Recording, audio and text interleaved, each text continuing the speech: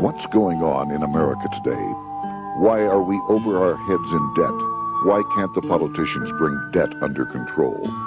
Why are so many people, often both parents now, working at low-paying, dead-end jobs and still making do with less? What's the future of the American economy and way of life? Why does the government tell us inflation is low when the buying power of our paychecks is declining at an alarming rate? Only a generation ago, bread was a quarter, and you could get a new car for $19.95. The problem is that since 1864, we've had a debt-based banking system. All our money is based on government debt. We cannot extinguish government debt without extinguishing our money supply. That's why talk of paying off the national debt without reforming our banking system is an impossibility. That's why the solution does not lie in discussing the size of the national debt, rather it lies in reforming our banking system. This is the Federal Reserve headquarters in Washington. It sits on this very impressive address, right on Constitution Avenue, right across from the Lincoln Memorial. But is it federal? Is it really part of the United States government? Well, what we're about to show you is that there's nothing federal about the Federal Reserve, and there are no reserves. The name is a deception created back before the Federal Reserve Act was passed in 1913 to make Americans think that America's central bank operates in the public interest. The truth is that the Federal Reserve is a private bank owned by private stockholders and run purely for their private profit. That's exactly correct. The Fed is a privately owned for-profit corporation which, again, has no reserves, at least no reserves available to back up the Federal Reserve notes, which is our common currency. Oh, absolutely. The Federal Reserve is neither federal and has doubtful reserves. It's a private bank that is owned by member banks. And it was chartered under the guise of deceit by an act of Congress in 1913. If there's still any doubt whether the Federal Reserve is a part of the U.S. government, check your local telephone book. In most cities, it is not listed in the blue government pages. It is listed in the business white pages right next to Federal Express, another private company. But more directly, U.S. courts have ruled time and time again that the Fed is a private corporation. Why can't Congress do something about the Fed? Most members of Congress just don't understand the system, and the few who do are afraid to speak up. For example, initially a veteran congressman from Chicago asked us if he could be interviewed for this video. However, both times our camera crew arrived at his office to do the interview, this was all we were able to film. The congressman never appeared, and eventually decided he no longer wanted to participate. But a few others in Congress have been bolder over the years. Here are 3 quick examples. In 1923, Representative Charles A. Lindbergh, a Republican from Minnesota, and father of the famed aviator Lucky Lindy, put it this way: the financial system has been turned over to the Federal Reserve Board. That board administers the finance system by authority of a purely profiteering group. The system is private, conducted for the sole purpose of obtaining the greatest possible profits from the use of other people's money. One of the most outspoken critics in Congress of the Fed was the former chairman of the House Banking and Currency Committee during the Great Depression years. Lewis T. McFadden, Republican of Pennsylvania, said in 1932, "We have in this country one of the most corrupt institutions the world has ever known. I refer to the Federal Reserve Board. This evil institution has impoverished the people of the United States and has practically bankrupted our government. It has done this through the corrupt practices of the moneyed vultures who control it." Senator Barry Goldwater was a frequent critic of the Fed. Most Americans have no real understanding of the operation of the international moneylenders. The accounts of the Federal Reserve System have never been audited. It operates outside the control of Congress and manipulates the credit of the United States. The Federal Reserve really even though it is not part of the federal government, it is more powerful than the federal government. It's more powerful than the president, the Congress, and the courts. Now, a lot of people challenge me on that, but let me prove my case. The Federal Reserve determines what the average person's car payment is going to be, what their house payment is going to be, and whether they have a job or not. And I submit to you that that's total control. And the Federal Reserve is the largest single creditor of the United States government. What does Proverbs tell us? The borrower is servant to the lender. What one has to understand is that from the day the Constitution was adopted right up to today, the folks who profit from privately owned central banks, as Madison called them, the money changers, have fought a running battle for control over who gets to print America's money. Why is who prints the money so important? Think of money as just another commodity. If you have a monopoly on a commodity that everyone needs, everyone wants, and nobody has enough of, there are lots of ways to make a profit, and also exert tremendous political influence. That's what this battle is all about.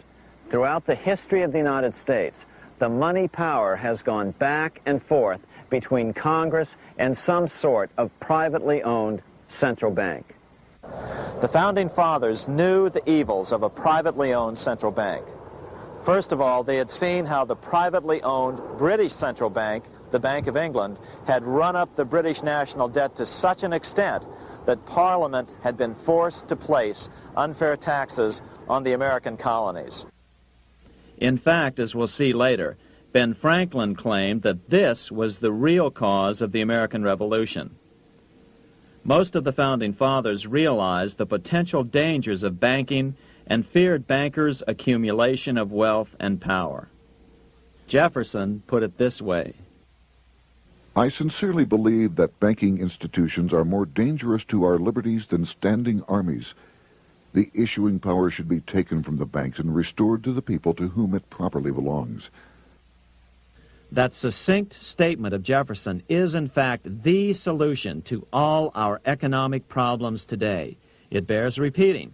The issuing power should be taken from the banks and restored to the people to whom it properly belongs. James Madison, the main author of the Constitution, agreed. Interestingly, he called those behind the central bank scheme money changers. Madison strongly criticized their actions. History records that the money changers have used every form of abuse, intrigue, deceit, and violent means possible to maintain their control over governments by controlling money and its issuance. The battle over who gets to issue our money has been the pivotal issue throughout the history of the United States. Wars are fought over it, depressions are caused to acquire it. Yet after World War I, this battle was rarely mentioned in newspapers or history books. Why? By World War I, the money changers, with their dominant wealth, had seized control of most of the nation's press. Throughout U.S. history, this battle over who gets the power to issue our money has raged. In fact, it's changed hands back and forth 8 times since 1764, yet this fact has virtually vanished from public view for over 3 generations behind a smokescreen emitted by Fed cheerleaders in the media. Until we stop talking about deficits and government spending and start talking about who controls how much money we have, it's all just a big shell game, a complete and utter deception. It won't matter if you pass an ironclad amendment to the Constitution mandating a balanced budget. Our situation is only going to get worse until we root out the cause at its source. What's the solution for our national problem? First of all, education. That's what this video presentation is all about. But secondly, we must act. We must take back the power to issue our own money. Issuing our own money is not a radical solution. I want to stress that. It's the same solution used at different points in U.S. history by men like Benjamin Franklin, Thomas Jefferson, Andrew Jackson, Martin Van Buren, and Abraham Lincoln.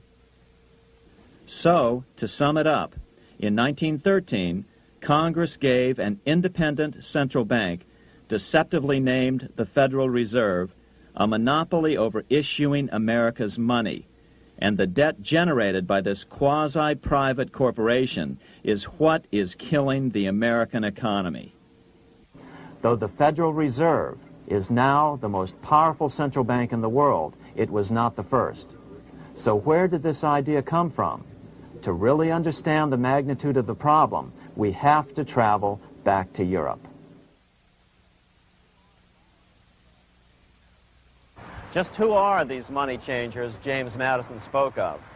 In the Bible, 2,000 years ago, Jesus drove the money changers from the temple.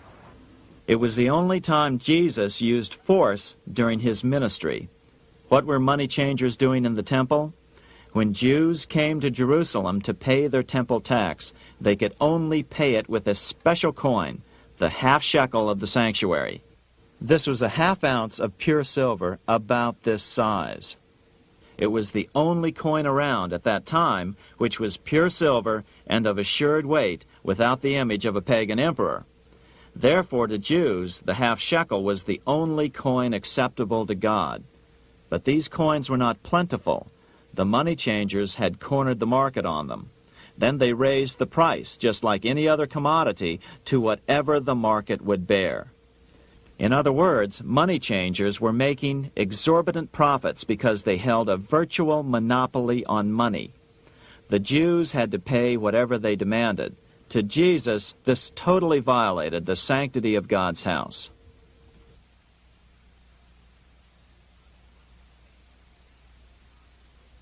But the money-changing scam did not originate in Jesus' day. 200 years before Christ, Rome was having trouble with money changers. 2 early Roman emperors had tried to diminish the power of the money changers by reforming usury laws and limiting land ownership to 500 acres. They were both assassinated. In 48 BC, Julius Caesar took back the power to coin money from the money changers and minted coins for the benefit of all. With this new, plentiful supply of money, he built great public works projects. By making money plentiful, Caesar won the love of the common man. But the money changers hated him. Some believe this was an important factor in Caesar's assassination. One thing is for sure, with the death of Caesar came the demise of plentiful money in Rome. Taxes increased, as did corruption. Just as in the case of America today, usury and debased coin became the rule. Eventually, the Roman money supply was reduced by 90%. As a result, the common people lost their lands and their homes, just as is about to happen soon in America. With the demise of plentiful money, the masses lost confidence in the Roman government and refused to support it. Rome plunged into the gloom of the Dark Ages.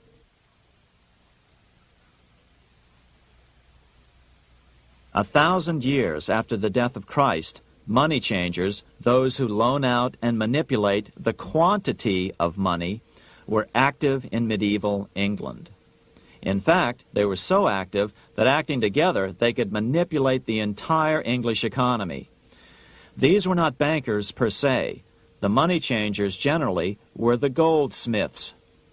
They were the first bankers because they started keeping other people's gold for safekeeping in their vaults. The first paper money was merely a receipt for gold left at the goldsmith. Paper money caught on because it was more convenient than carrying around a lot of heavy gold and silver coins. Eventually, goldsmiths noticed that only a small fraction of the depositors ever came in and demanded their gold at any one time. Goldsmiths started cheating on the system. They discovered that they could print more money than they had gold, and usually no one would be the wiser. Then they could loan out this extra money and collect interest on it. This was the birth of fractional reserve banking. That is, loaning out many times more money than you have assets on deposit. So, if $1,000 in gold were deposited with them, they could loan out about $10,000 in paper money and draw interest payments on it, and no one would ever discover the deception. By this means, goldsmiths gradually accumulated more and more wealth and used this wealth to accumulate more and more gold. Today, this practice of loaning out more money than there are reserves is known as fractional reserve banking. Every bank in the United States is allowed to loan out at least 10 times more money than they actually have. That's why they get rich on charging, let's say, 8% interest. It's not really 8% per year, which is their income. It's 80%. That's why bank buildings are always the largest in town. But does that mean that all interest or all banking should be illegal? Hardly.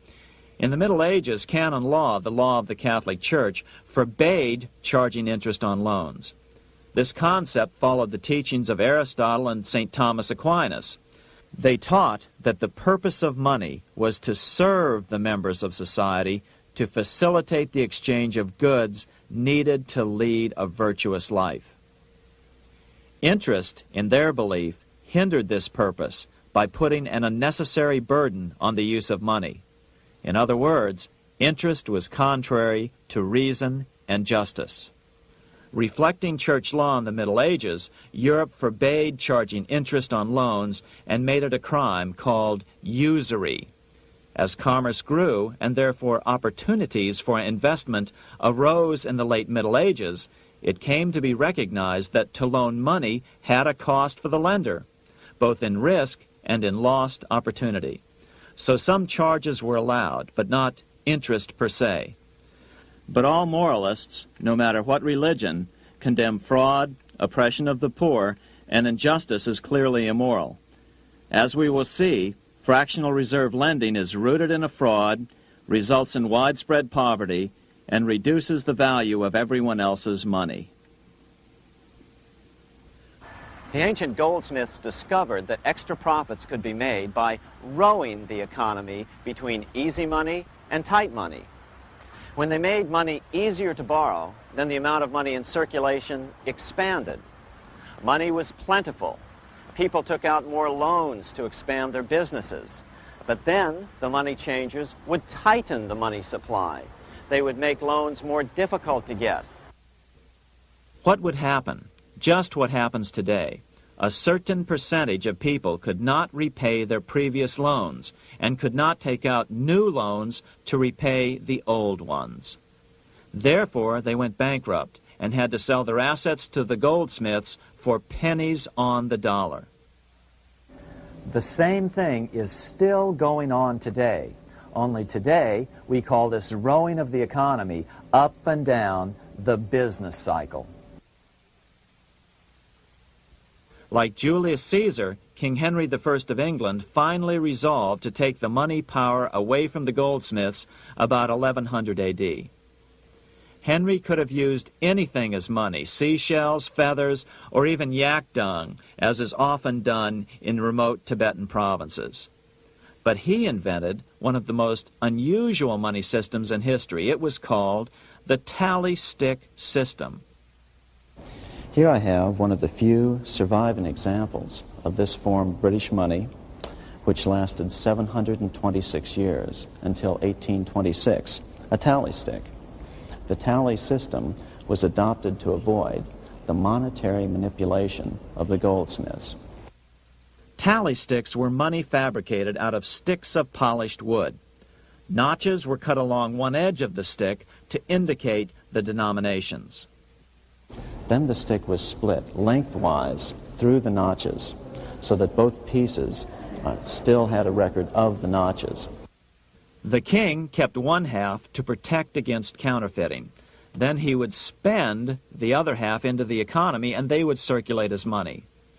This particular tally stick is huge. It represented 25,000 pounds. One of the original stockholders in the Bank of England purchased his original shares with this stick. In other words, he bought shares in the world's richest and most powerful corporation with a stick of wood.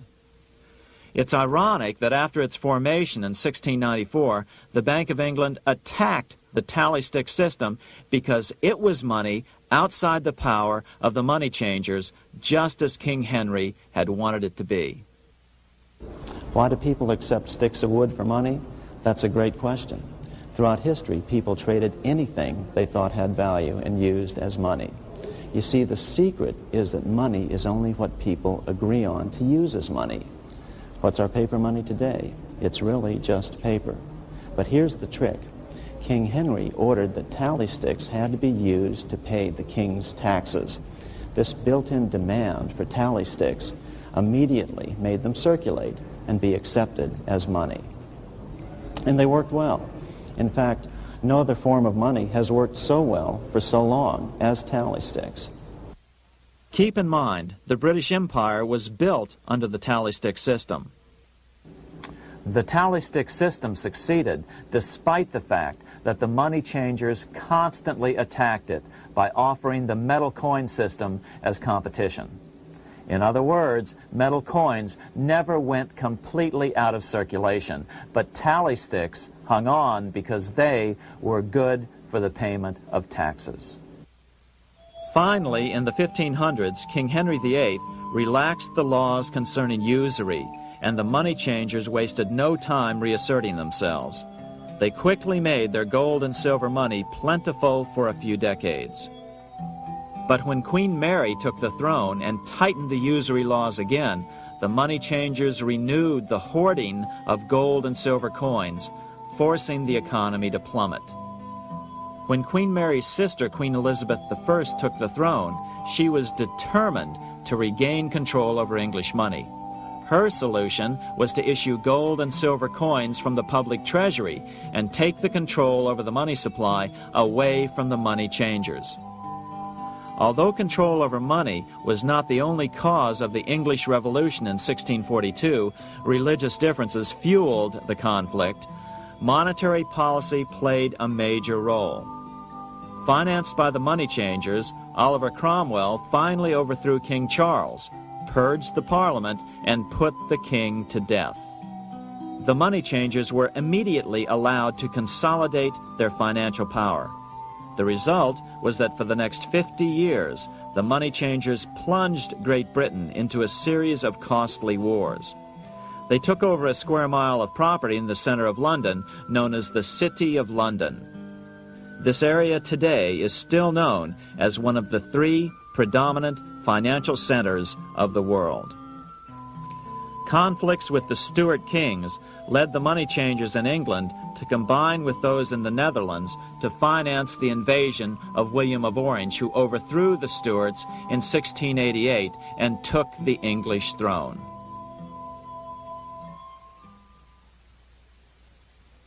By the end of the 1600s, England was in financial ruin.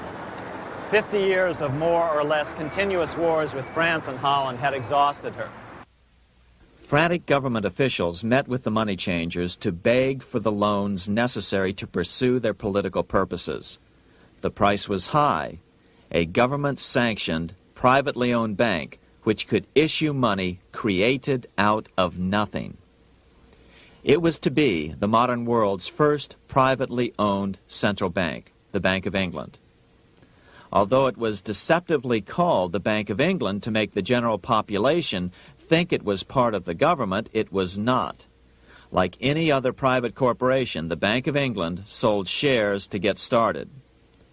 The investors, whose names were never revealed, were supposed to put up £1.25 million British pounds in gold coin to buy their shares in the bank, but only £750,000 was ever received.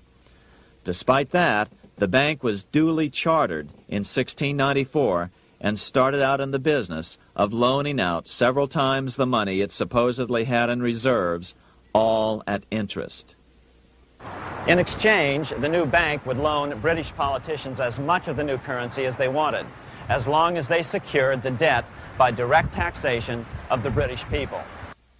So, legalization of the Bank of England amounted to nothing less than legal counterfeiting of a national currency for private gain.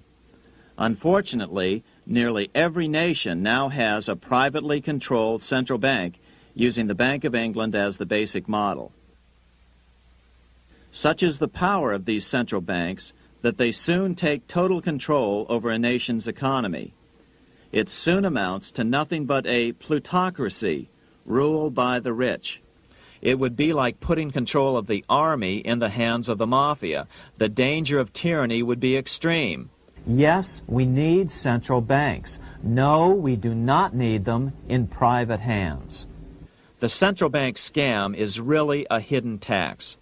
The nation sells bonds to the central bank to pay for things it does not have the political will to raise taxes to pay for. But the bonds are purchased with money the central bank creates out of nothing. More money in circulation makes your money worth less. The government gets as much money as it needs, and the people pay for it in inflation. The beauty of the plan is that not one person in 1,000 can figure it out because it's usually hidden behind complex-sounding economics gibberish. With the formation of the Bank of England, the nation was soon awash in money. Prices throughout the country doubled. Massive loans were granted for just about any wild scheme. One venture proposed to drain the Red Sea to recover gold supposedly lost when the Egyptian army drowned pursuing Moses and the Israelites. By 1698, government debt grew from the initial £1.25 million to £16 million. Naturally, taxes were increased and then increased again to pay for all of this. With the British money supply firmly in their grip, the British economy began a wild roller coaster series of booms and depressions, exactly the sort of thing a central bank claims it is determined to prevent. There are two things which I think are intrinsic not just to the Bank of England but to central banking generally. The first is an involvement in the formulation of monetary policy with the specific objective of achieving monetary stability. However, since the Bank of England took control, the British pound has rarely been stable. Now let's take a look at the role of the Rothschild family, the family said to be the wealthiest in the world.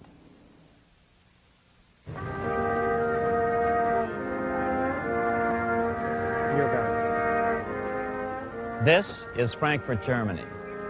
50 years after the Bank of England opened its doors, a goldsmith named Amschel Moses Bauer opened a coin shop, a counting house, in 1743. And over the door he placed a sign depicting a Roman eagle on a red shield. The shop became known as the Red Shield Firm, or in German, Rothschild. When his son, Amschel Meyer Bauer, inherited the business, he decided to change his name to Rothschild. Amschel soon learned that loaning money to governments and kings was more profitable than loaning to private individuals. Not only were the loans bigger, but they were secured by the nation's taxes. Mayer Rothschild had 5 sons. He trained them all in the skills of money creation, then sent them out to the major capitals of Europe to open branch offices of the family banking business. His first son, Amschel Meyer, stayed in Frankfurt to mind the hometown bank. His second son, Solomon, was sent to Vienna. His third son, Nathan, was clearly the most clever. He was sent to London at age 21 in 1798, 100 years after the founding of the Bank of England. His fourth son, Karl, went to Naples, and his fifth son, Jacob, went to Paris. In 1785, Mayer Amschel moved his entire family to this larger house, a 5-story dwelling he shared with the Schiff family. This house was known as the Green Shield. The Rothschilds and the Schiffs would play a central role in the rest of European financial history and in that of the United States. The Rothschilds broke into dealings with European royalty here at Wilhelmshof, the palace of the wealthiest man in Germany. In fact, the wealthiest monarch in all Europe, Prince William of Hesse-Kassel. At first, the Rothschilds were only helping William speculate in precious coins.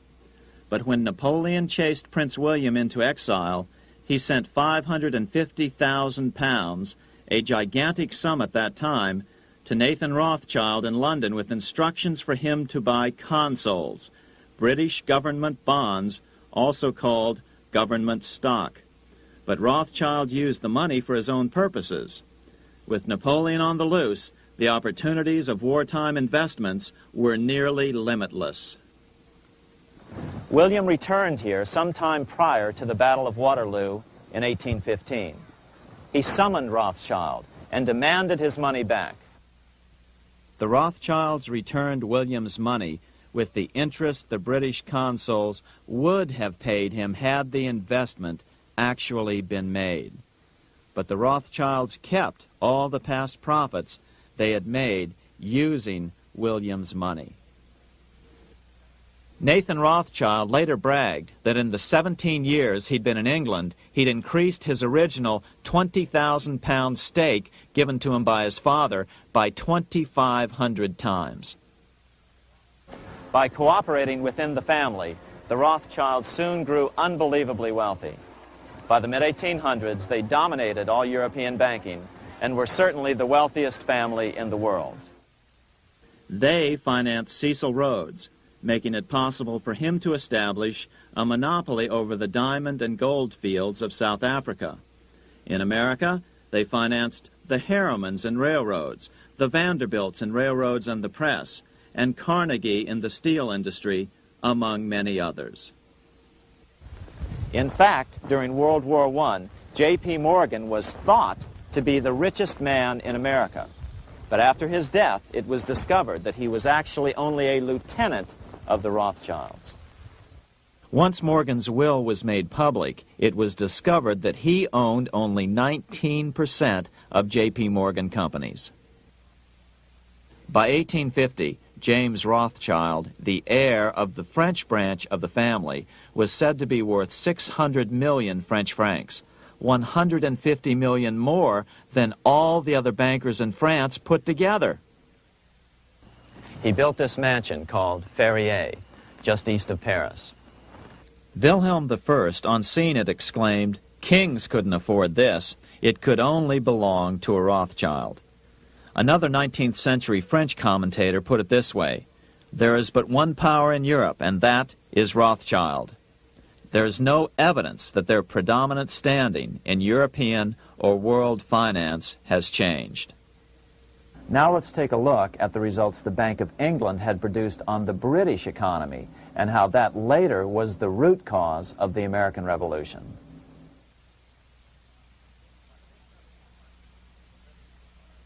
By the mid-1700s, the British Empire was nearing its height of power around the world. But Britain had fought 4 costly wars in Europe since the creation of their privately owned central bank, the Bank of England. The cost had been high. To finance these wars, the British Parliament here had borrowed heavily from the bank.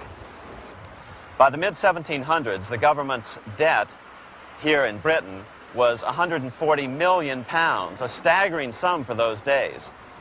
Consequently, the British government embarked on a program of trying to raise revenues from their American colonies in order to make their interest payments to the bank. But in America, it was a different story. The scourge of a privately owned central bank had not yet hit. This is Independence Hall in Philadelphia, where the Declaration of Independence and Constitution were signed. In the mid-1700s, pre-revolutionary America was still relatively poor.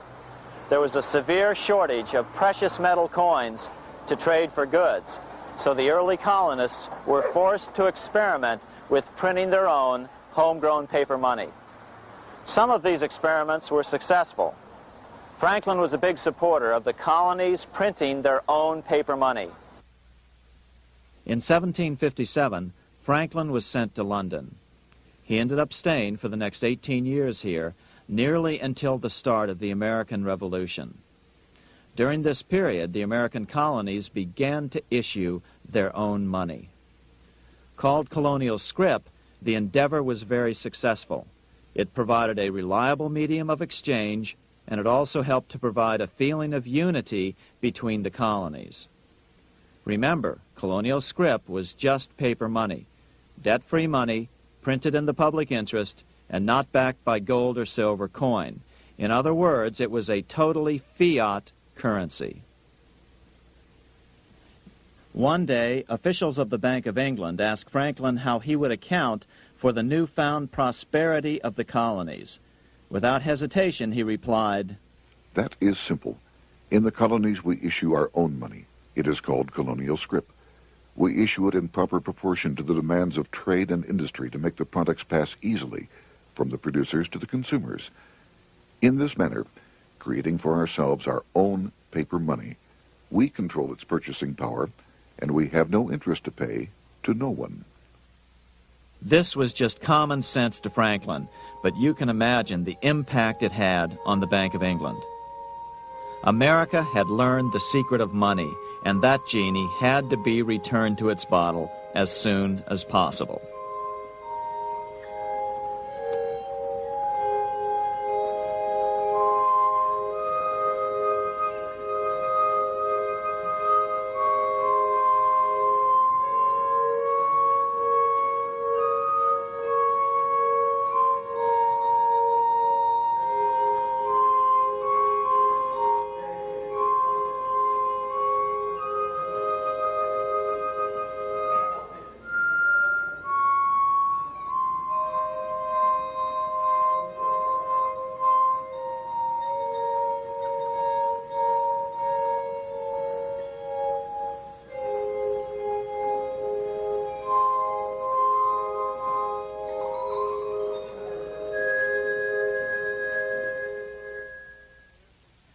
As a result, Parliament hurriedly passed the Currency Act of 1764.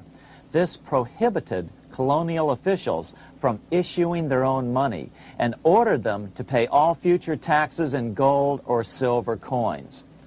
In other words, it forced the colonies on a gold or silver standard. For those who still believe that a gold standard is the answer for America's current monetary problems, look what happened to America after that.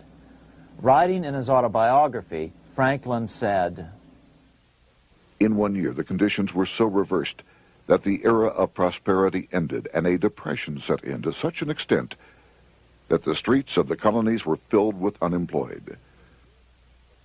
Franklin claims that this was even the basic cause for the American Revolution.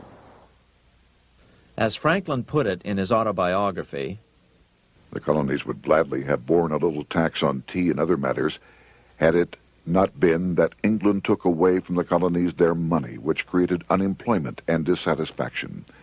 The inability of the colonists to get the power to issue their own money permanently out of the hands of George III and the international bankers was the prime reason for the Revolutionary War. by the time the first shots were fired in Lexington, Massachusetts, on April 19, 1775, the colonies had been drained of gold and silver coin by British taxation. As a result, the Continental government had no choice but to print money to finance the war. At the start of the Revolution, the U.S. money supply stood at $12 million. By the end of the war, it was nearly $500 million. As a result, the currency was virtually worthless. Shoes sold for $5,000 a pair. Colonial scrip had worked because just enough was issued to facilitate trade. As George Washington lamented, a wagon load of money will scarcely purchase a wagon load of provisions. Today, those who support a gold-backed currency point to this period during the Revolution to demonstrate the evils of a fiat currency. But remember, the same currency had worked so well 20 years earlier during times of peace that the Bank of England had Parliament outlaw it. Towards the end of the Revolution, the Continental Congress, meeting here at Independence Hall, grew desperate for money. In 1781, they allowed Robert Morris, their financial superintendent, to open a privately owned central bank. Incidentally, Morris was a wealthy man who had grown wealthier during the Revolution by trading in war materials. Called the Bank of North America, the new bank was closely modeled after the Bank of England. It was allowed to practice fractional reserve banking. That is, it could lend out money it didn't have, then charge interest on it. If you or I were to do that, we would be charged with fraud, a felony. The bank's charter called for private investors to put up $400,000 worth of initial capital. But when Morris was unable to raise the money, he brazenly used his political influence to have gold deposited in the bank, which had been loaned to America by France. He then loaned this money to himself and his friends to reinvest in shares of the bank. And, like the Bank of England, the bank was given a monopoly over the national currency. Soon the dangers became clear. The value of American currency continued to plummet. So, 4 years later, in 1785, the bank's charter was not renewed. The leader of the effort to kill the bank, William Findley of Pennsylvania, explained the problem this way, quote, "This institution, having no principle but that of avarice, will never be varied in its object, to engross all the wealth, power, and influence of the state." The men behind the Bank of North America, Alexander Hamilton, Robert Morris, and the bank's president, Thomas Whiling, did not give up. Only 6 years later, Hamilton, then Secretary of the Treasury, and his mentor, Morris, rammed a new privately owned central bank through the new Congress. Called the first bank of the United States, Thomas Whiling again served as the bank's president. The players were the same, only the name of the bank was changed.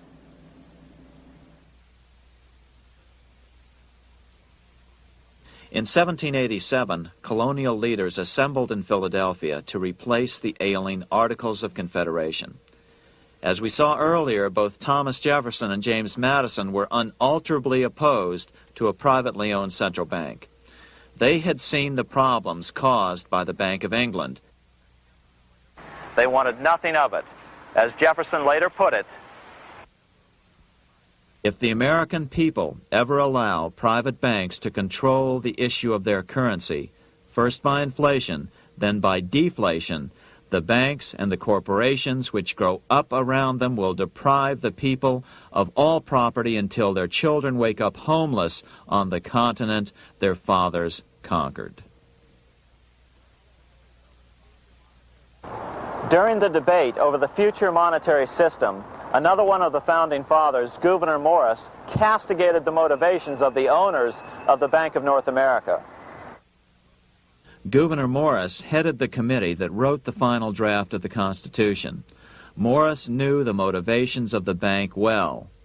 Along with his old boss, Robert Morris, Gouverneur Morris and Alexander Hamilton were the ones who had presented the original plan for the Bank of North America to the Continental Congress in the last year of the Revolution. In a letter he wrote to James Madison on July 2nd, 1787, Gouverneur Morris revealed what was really going on. "The rich will strive to establish their dominion and enslave the rest. They always did. They always will. They will have the same effect here as elsewhere if we do not, by the power of government, keep them in their proper spheres." Despite the defection of Gouverneur Morris from the ranks of the bank, Hamilton, Robert Morris, Thomas Whiling, and their European backers were not about to give up. They convinced the bulk of the delegates to the Constitutional Convention to not give Congress the power to issue paper money. Most of the delegates were still reeling from the wild inflation of the paper currency during the Revolution. They had forgotten how well colonial scrip had worked before the war. But the Bank of England had not. The money changers could not stand to have America printing her own money again. So the Constitution is silent on the matter. This grievous defect left the door wide open for the money changers, just as they had planned.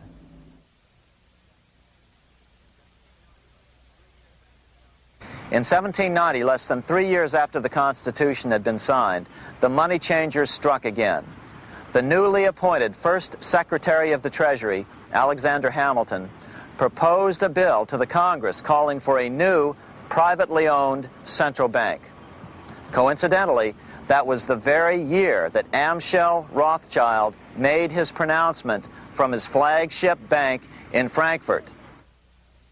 Let me issue and control a nation's money, and I care not who writes the laws.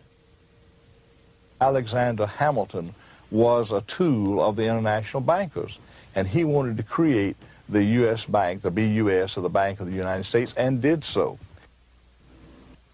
Interestingly, one of Hamilton's first jobs after graduating from law school in 1782 was as an aide to Robert Morris, the head of the Bank of North America. In fact, the year before, Hamilton had written Morris a letter saying, "A national debt, if it is not excessive, will be to us a national blessing." A blessing to whom?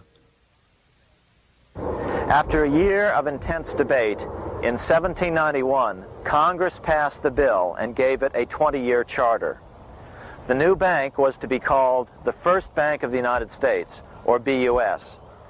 Here we are in front of the First Bank of the United States in Philadelphia. The bank was given a monopoly on printing U.S. currency, even though 80% of its stock would be held by private investors. The other 20% would be purchased by the U.S. government. But the reason was not to give the government a piece of the action. It was to provide the capital for the other 80% owners. As with the old Bank of North America and the Bank of England before that, the stockholders never paid the full amount for their shares. The U.S. government put up their initial $2 million in cash. Then the bank, through the old magic of fractional reserve lending, made loans to its charter investors so they could come up with the remaining $8 million of capital needed for this risk-free investment. Like the Bank of England, the name of the Bank of the United States was deliberately chosen to hide the fact that it was privately controlled.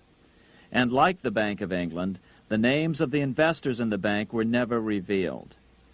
Many years later, it was a common saying that the Rothschilds were the power behind the old Bank of the United States. The bank was sold to Congress as a way to bring stability to the banking system and eliminate inflation. So what happened? Over the first 5 years, the U.S. government borrowed $8.2 million from the Bank of the United States. In the same 5-year period, prices rose by 72%. Jefferson, as the new Secretary of State, watched the borrowing with sadness and frustration, unable to stop it. I wish it were possible to obtain a single amendment to our Constitution, taking from the federal government the power of borrowing. Millions of Americans feel the same way today. They watch in helpless frustration as the federal government borrows the American economy into oblivion. So, although it was called the First Bank of the United States, it was not the first attempt at a privately owned central bank in this country. As with the Bank of North America, the government put up most of the cash to get this private bank going, then the bankers loaned the money to each other to buy the remaining stock in the bank. It was a scam, plain and simple, and they wouldn't be able to get away with it for long. But first, we have to travel back to Europe to see how a single man was able to manipulate the entire British economy by obtaining the first news of Napoleon's final defeat.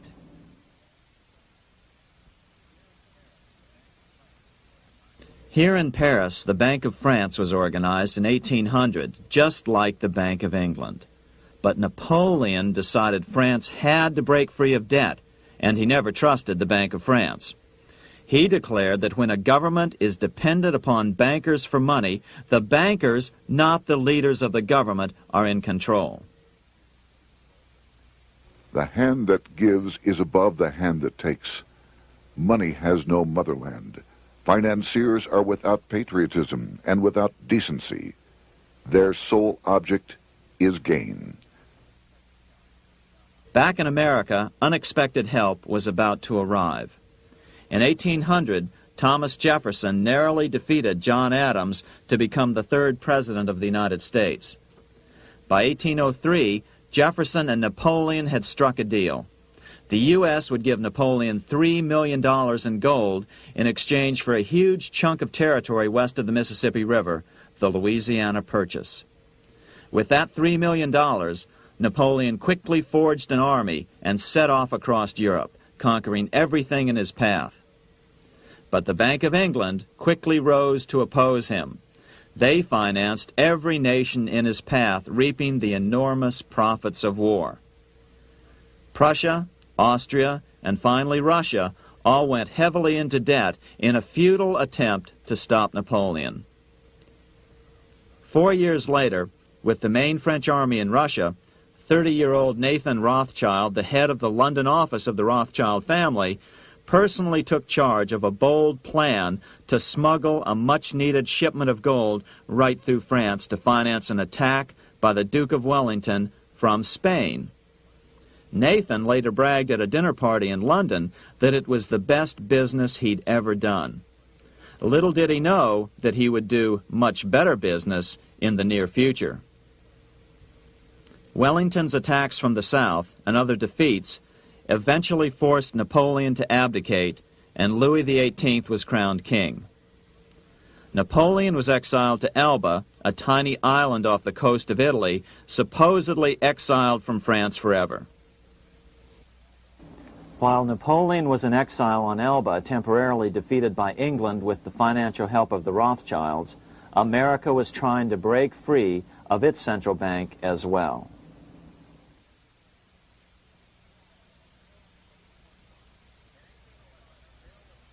In 1811, a bill was put before Congress to renew the charter of the Bank of the United States. The debate grew very heated, and the legislatures of both Pennsylvania and Virginia passed resolutions asking Congress to kill the bank. The press corps of the day attacked the bank openly, calling it a great swindle, a vulture, a viper, and a cobra. Oh, to have an independent press once again in America. A congressman named P.B. Porter attacked the bank from the floor of Congress, saying if the bank's charter was renewed, Congress, quote, will have planted in the bosom of this Constitution a viper, which one day or another will sting the liberties of this country to the heart, close quote. Prospects didn't look that good for the bank. Some writers have even claimed that Nathan Rothschild warned that the United States would find itself involved in a most disastrous war if the bank's charter were not renewed. But it wasn't enough. When the smoke had cleared, the renewal bill was defeated by a single vote in the House and was deadlocked in the Senate. By now, America's fourth president, James Madison, was in the White House. Remember, Madison was a staunch opponent of the bank. His vice president, George Clinton, broke a tie in the Senate and sent the bank into oblivion. Within 5 months, England attacked the U.S., and the War of 1812 was on. But the British were still busy fighting Napoleon, and so the War of 1812 ended in a draw in 1814. Though the money changers were temporarily down, they were far from out. It would take them only another 2 years to bring back their bank bigger and stronger than ever.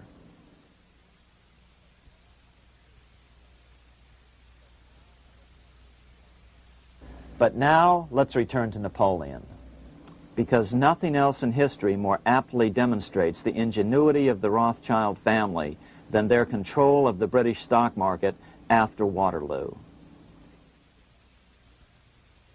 In 1815, a year after the end of the War of 1812 in America, Napoleon escaped his exile and returned to Paris.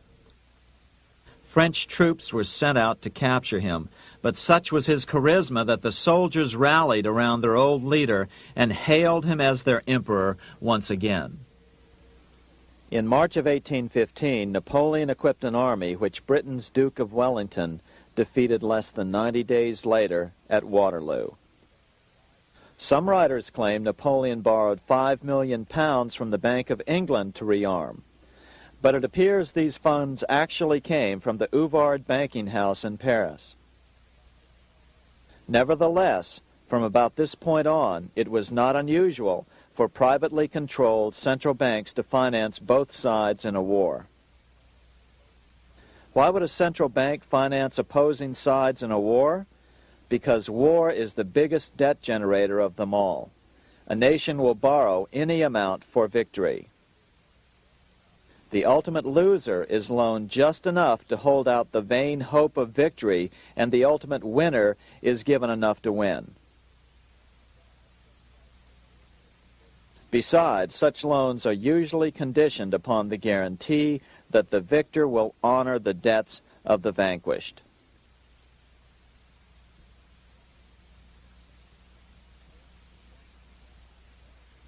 This is the Waterloo battlefield about 200 miles northeast of Paris in what today is Belgium. Here Napoleon suffered his final defeat, but not before thousands of French and Englishmen gave their lives on a steamy summer day in July of 1815. Right over there, on June 18, 1815, 74,000 French troops met 67,000 troops from Britain and other European nations. The outcome was certainly in doubt. In fact, had Napoleon attacked a few hours earlier, he would probably have won the battle.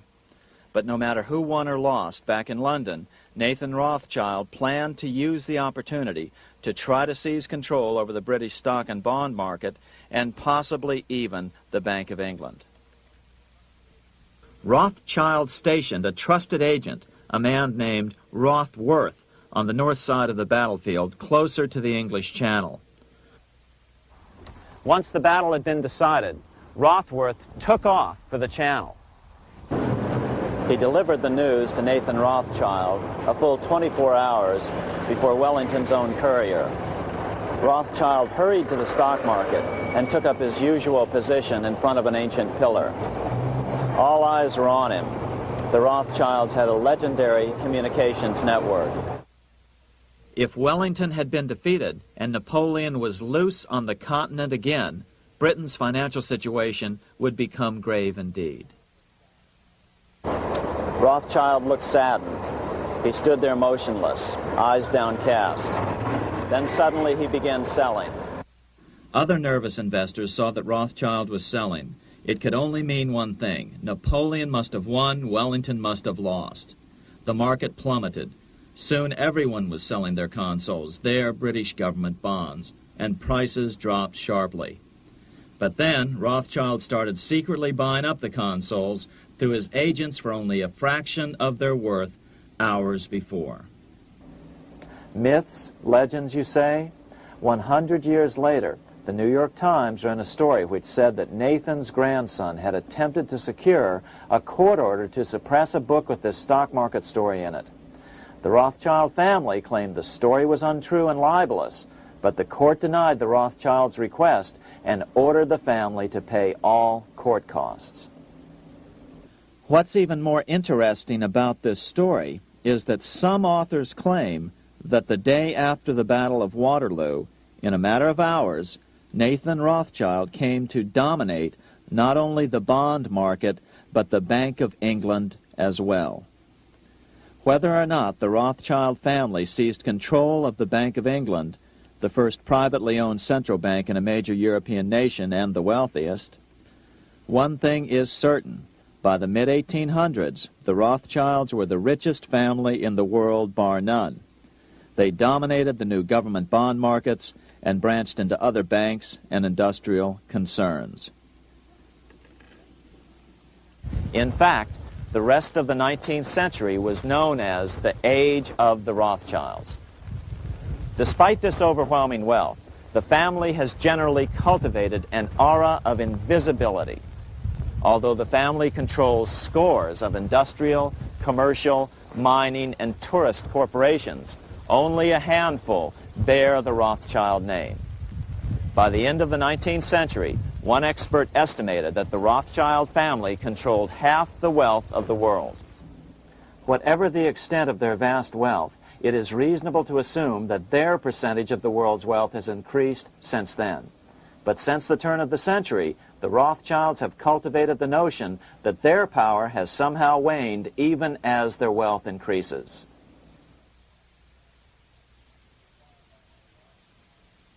Meanwhile, back in Washington in 1816, just 1 year after Waterloo and Rothschild's alleged takeover of the Bank of England, the American Congress passed a bill permitting yet another privately owned central bank.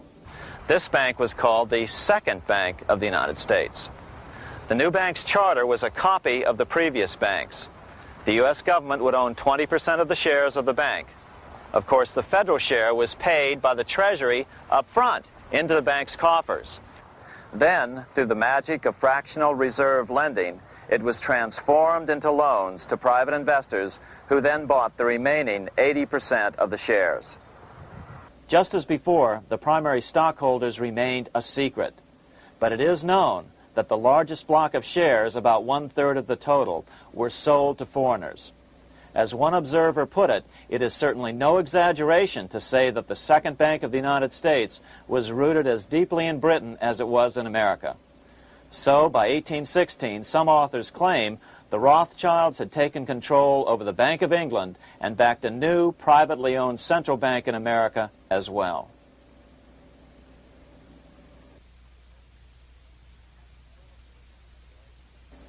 After 12 years of manipulations of the U.S. economy on the part of the Second Bank of the U.S., the American people had had just about enough. Opponents of the bank nominated a dignified senator from Tennessee, Andrew Jackson, the hero of the Battle of New Orleans, to run for president. This is his home, the Hermitage. No one gave Jackson a chance initially. The bank had long ago learned how the political process could be controlled with money. To the surprise and dismay of the money changers, Jackson was swept into office in 1828. Jackson was determined to kill the bank at the first opportunity and wasted no time in trying to do so.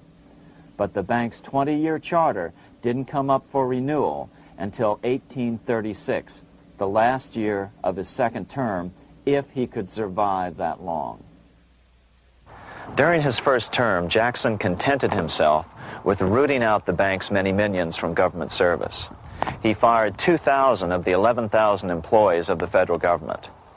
In 1832, with his re-election approaching, the bank struck an early blow, hoping Jackson would not want to stir up controversy.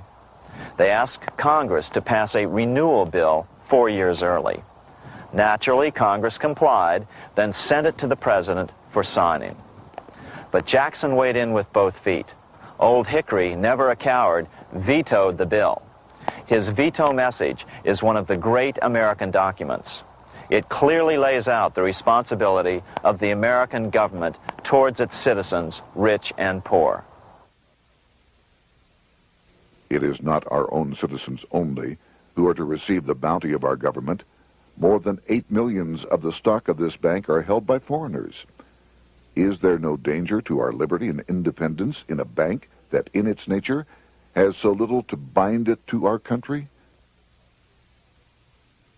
Controlling our currency, receiving our public monies, and holding thousands of our citizens' independence would be more formidable and dangerous than a military power of the enemy. If government would confine itself to equal protection and, as heaven does its rains, shower its favor alike on the high and the low, the rich and the poor, it would be an unqualified blessing. In the act before me, there seems to be a wide and unnecessary departure from these just principles. Later that year, in July 1832, Congress was unable to override Jackson's veto. Now Jackson had to stand for re-election. Jackson took his argument directly to the people. For the first time in U.S. history, Jackson took his presidential campaign on the road. Before then, presidential candidates stayed at home and looked presidential. His campaign slogan was Jackson and no bank. The National Republican Party ran Senator Henry Clay against Jackson. Despite the fact that the bankers poured over $3 million into Clay's campaign, Jackson was reelected by a landslide in November of 1832. Despite his presidential victory, Jackson knew the battle was only beginning. "The hydra of corruption is only scotched, not dead," said the newly elected president. Jackson ordered his new Secretary of Treasury, Lewis McLean, to start removing the government's deposits from the second bank and start placing them in state banks. But McLean refused to do so. Jackson fired him and appointed William J. Duane as the new Secretary of the Treasury. Duane also refused to comply with the president's requests, and so Jackson fired him as well and then appointed Roger B. Taney to the office. Taney did withdraw government funds from the bank starting on October 1st, 1833. Jackson was jubilant. "I have it chained. I'm ready with screws to draw every tooth and then the stumps." But the bank was not yet done fighting. Its head, Nicholas Biddle, used his influence to get the Senate to reject Taney's nomination. Then, in a rare show of arrogance, Biddle threatened to cause a depression if the bank was not rechartered. This worthy president thinks that because he has scalped Indians and imprisoned judges, he is to have his way with the bank. He is mistaken. Next, in an unbelievable fit of honesty for a central banker, Biddle admitted that the bank was going to make money scarce to force Congress to restore the bank. Nothing but widespread suffering will produce any effect on Congress. Our only safety is in pursuing a steady course of firm restriction, and I have no doubt that such a course will ultimately lead to restoration of the currency and the recharter of the bank. What a stunning revelation. Here was the pure truth, revealed with shocking clarity. Biddle intended to use the money contraction power of the bank to cause a massive depression until America gave in. Unfortunately, this has happened time and time again throughout U.S. history and is about to happen again in today's world. Nicholas Biddle made good on his threat. The bank sharply contracted the money supply by calling in old loans and refusing to extend new ones.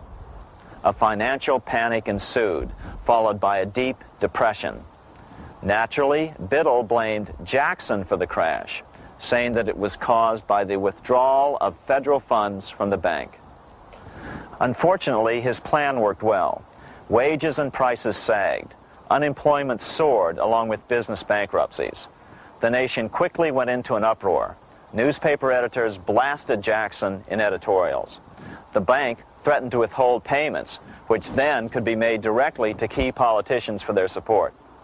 Within only months, Congress assembled in what was called the panic session.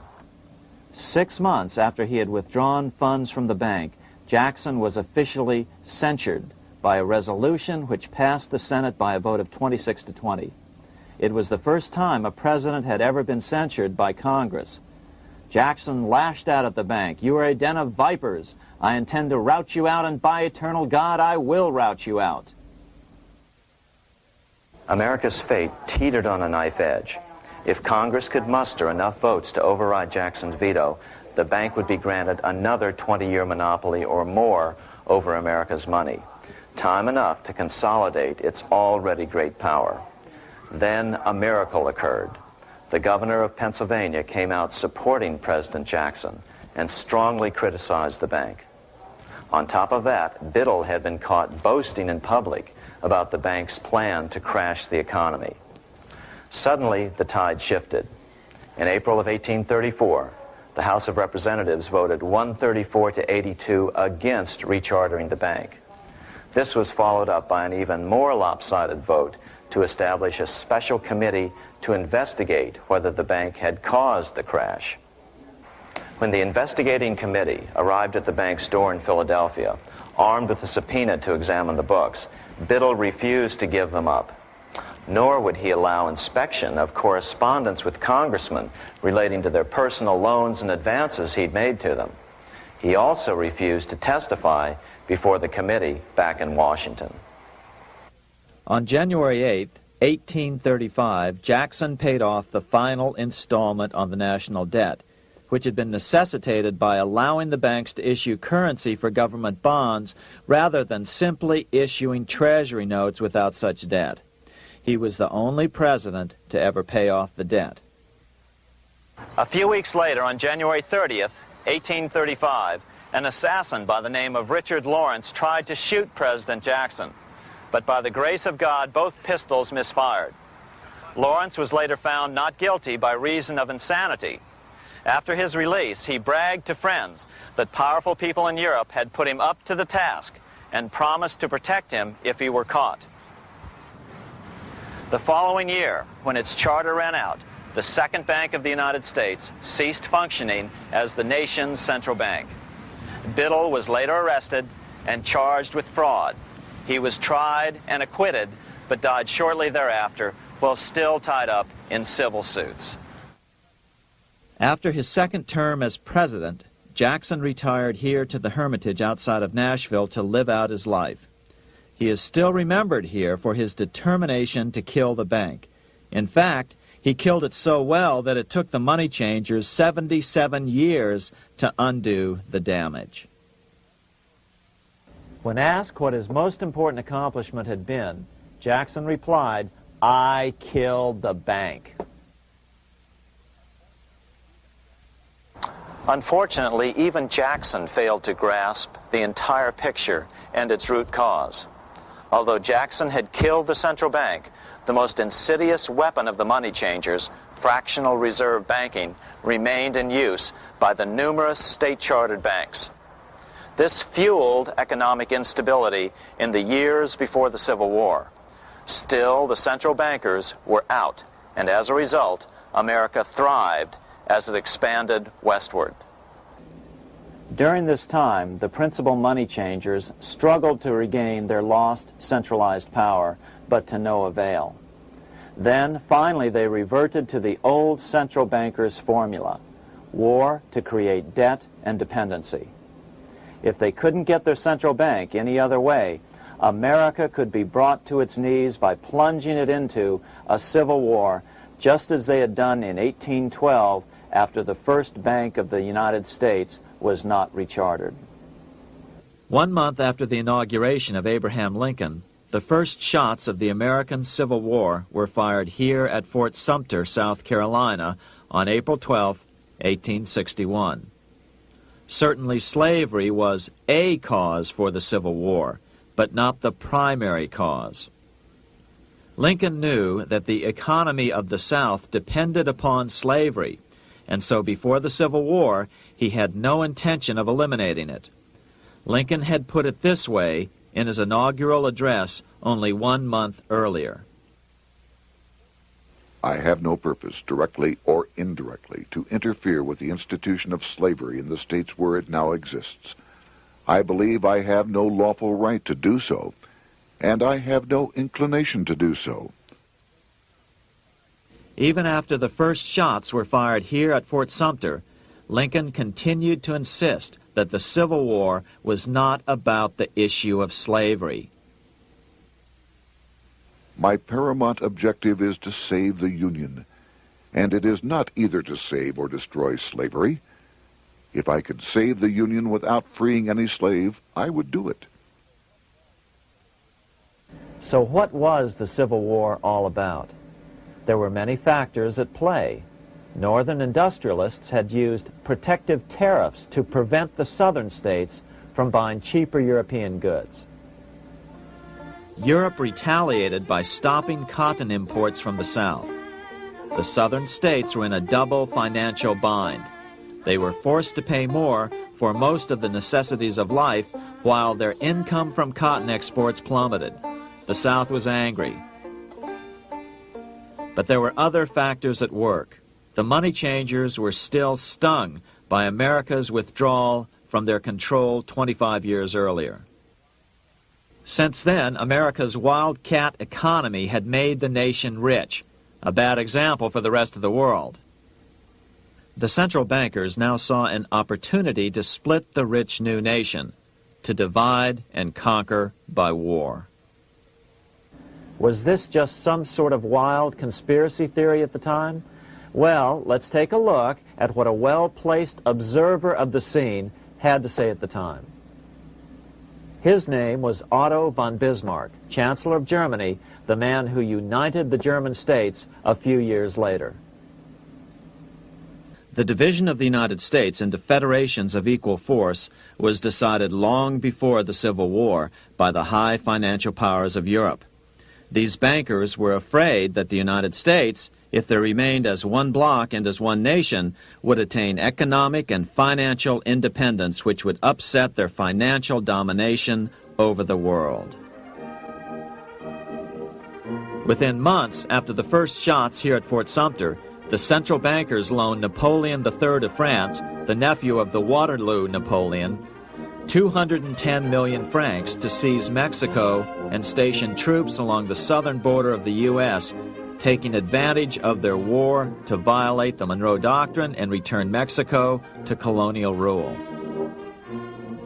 No matter what the outcome of the Civil War, a weakened America, heavily indebted to the money changers, would open up Central and South America once again to European colonization and domination. The very thing America's Monroe Doctrine had forbade in 1823. At the same time, Great Britain moved 11,000 troops into Canada and positioned them menacingly along America's northern border. The British fleet went to war alert should their quick intervention be called for. Lincoln knew he was in a double bind. That's why he agonized over the fate of the Union.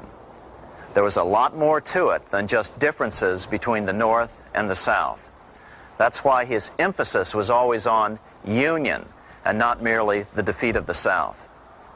But Lincoln needed money to win. In 1861, Lincoln and his Secretary of Treasury, Salmon P. Chase, went to New York to apply for the necessary loans. The money changers, anxious to see the Union fail, offered loans at 24 to 36% interest. Lincoln said thanks, but no thanks, and returned to Washington. Lincoln sent for an old friend, Colonel Dick Taylor of Chicago, and put him on the problem of financing the war.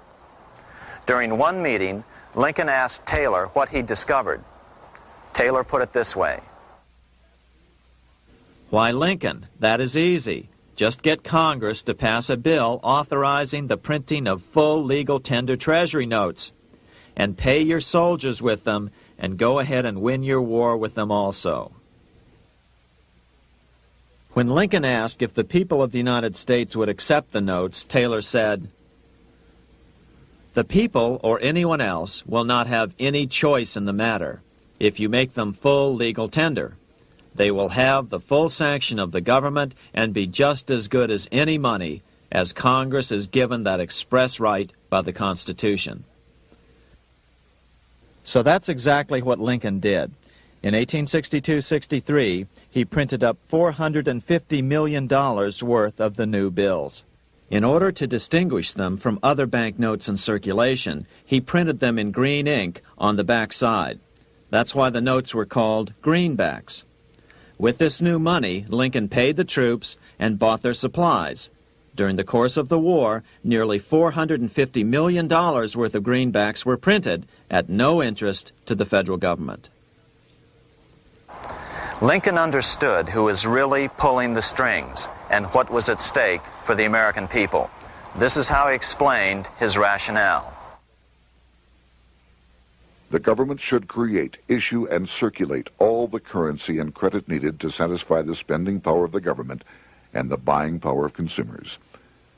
The privilege of creating and issuing money is not only the supreme prerogative of government, but it is the government's greatest creative opportunity. By the adoption of these principles, the taxpayers will be saved immense sums of interest. Money will cease to be master and become the servant of humanity. A truly incredible editorial in the London Times explained the central bankers' attitude towards Lincoln's greenbacks. If this mischievous financial policy, which has its origins in North America, shall become indurated down to a fixture, then That government will furnish its own money without cost. It will pay off debts and be without debt. It will have all the money necessary to carry on its commerce. It will become prosperous without precedent in the history of the world. The brains and wealth of all countries will go to North America. That country must be destroyed, or it will destroy every monarchy on the globe. The scheme was effective, so effective that the next year, 1863, with Federal and Confederate troops beginning to mass for the decisive battle of the Civil War, and the Treasury in need of further congressional authority to issue more greenbacks, Lincoln allowed the bankers to push through the National Bank Act. These new national banks would operate under a virtual tax-free status and collectively had the exclusive monopoly power to create the new form of money, banknotes. Though greenbacks continued to circulate, their numbers were not increased. But most importantly, from this point on, the entire U.S. money supply would be created out of debt by bankers buying U.S. government bonds and issuing them for reserves for banknotes. As historian John Kenneth Galbraith explained it, in numerous years following the war, the federal government ran a heavy surplus.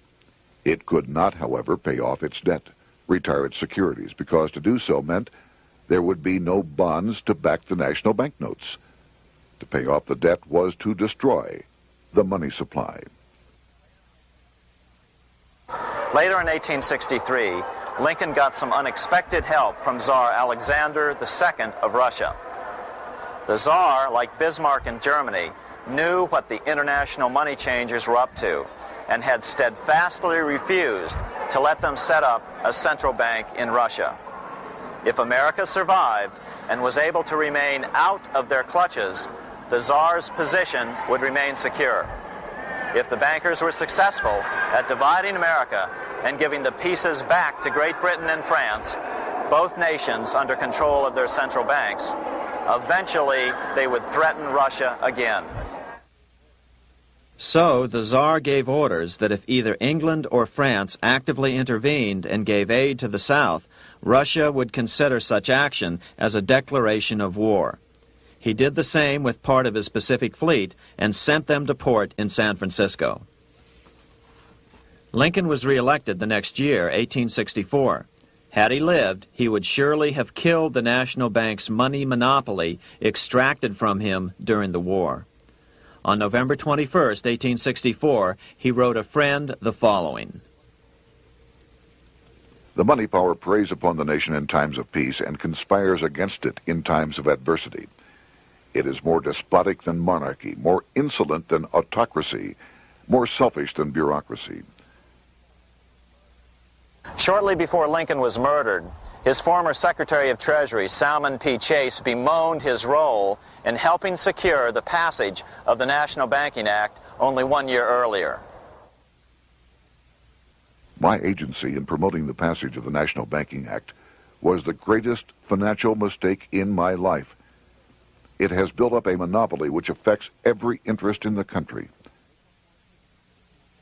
On April 14, 1865, 41 days after his second inauguration and just 5 days after Lee surrendered to Grant at Appomattox, Lincoln was shot by John Wilkes Booth at Ford's Theater. Bismarck, Chancellor of Germany, lamented the death of Abraham Lincoln. The death of Lincoln was a disaster for Christendom. There was no man in the United States great enough to wear his boots. I fear that foreign bankers, with their craftiness and torturous tricks, will entirely corrupt the exuberant riches of America and use it systematically to corrupt modern civilization. They will not hesitate to plunge the whole of Christendom into wars and chaos in order that the earth should become their inheritance. Bismarck well understood the money changers' plan. Allegations that international bankers were responsible for Lincoln's assassination surfaced in Canada 70 years later in 1934. Gerald G. McGeer, a popular and well-respected Canadian attorney, revealed this stunning charge in a 5-hour speech before the Canadian House of Commons, blasting Canada's debt-based money system. Remember, it was 1934, the height of the Great Depression, which was ravaging Canada as well. McGeer had obtained evidence deleted from the public record, provided to him by Secret Service agents at the trial of John Wilkes Booth, after Booth's death. McGeer said it showed that Booth was a mercenary working for the international bankers. According to an article in the Vancouver Sun of May 2nd, 1934, Abraham Lincoln, the martyred emancipator of the slaves, was assassinated through the machinations of a group representative of the international bankers who feared the United States president's national credit ambitions. There was only one group in the world at that time who had any reason to desire the death of Lincoln. They were the men opposed to his national currency program and who had fought him throughout the whole Civil War on his policy of greenback currency. Interestingly, McGeer claimed that Lincoln was assassinated not only because international bankers wanted to reestablish a central bank in America, but because they also wanted to base America's currency on gold. Gold they controlled. In other words, put America on a gold standard. Lincoln had done just the opposite by issuing U.S. notes, greenbacks, which were based purely on the good faith and credit of the United States. The article quoted McGeer as saying, "They were the men interested in the establishment of the gold standard and the right of the bankers to manage the currency and credit of every nation in the world. With Lincoln out of the way, they were able to proceed with that plan and did proceed with it in the United States. Within 8 years after Lincoln's assassination, silver was demonetized and the gold standard money system set up in the United States." Not since Lincoln has the U.S. issued debt-free United States notes. These red-sealed bills, which were issued in 1963, were not a new issue from President Kennedy, but merely the old greenbacks reissued year after year. In another act of folly and ignorance, the 1994 Regal Act actually authorized the replacement of Lincoln's greenbacks with debt-based notes. In other words, greenbacks were in circulation in the United States until 1994. Why was silver bad for the bankers and gold good? Simple. Because silver was plentiful in the United States. It was very hard to control. Gold was, and always has been, scarce. Throughout history, it has been relatively easy to monopolize gold, but silver has historically been 15 times more plentiful. With Lincoln out of the way, the money changers' next objective was to gain complete control over America's money. This was no easy task. With the opening of the American West, silver had been discovered in huge quantities. On top of that, Lincoln's greenbacks were generally popular. Despite the European central bankers' deliberate attacks on greenbacks, they continued to circulate in the United States, in fact, until a few years ago. According to historian W. Cleon Skousen, right after the Civil War, there was considerable talk about reviving Lincoln's brief experiment with the constitutional monetary system. Had not the European Money Trust intervened, it would have no doubt become an established institution. it is clear that the concept of America printing her own debt-free money sent shockwaves throughout the European central banking elite. They watched with horror as Americans clamored for more greenbacks. They may have killed Lincoln, but support for his monetary ideas grew. On April 12, 1866, nearly 1 year to the day of Lincoln's assassination, Congress went to work at the bidding of the European central banking interests. It passed the Contraction Act, authorizing the Secretary of the Treasury to begin to retire some of the greenbacks in circulation and thereby contract the money supply. Authors Theodore R. Thorin and Richard F. Warner explained the results of the money contraction in their classic book on the subject, The Truth in Money Book. The hard times which occurred after the Civil War could have been avoided if the greenback legislation had continued as President Lincoln had intended. Instead, there were a series of money panics, what we call recessions, which put pressure on Congress to enact legislation to place the banking system under centralized control. Eventually, the Federal Reserve Act was passed on December 23, 1913. In other words, the money changers wanted two things: the reinstitution of a central bank under their exclusive control, and two, an American currency backed by gold. Their strategy was twofold. First of all, cause a series of panics to try to convince the American people that only centralized control of the money supply could provide economic stability.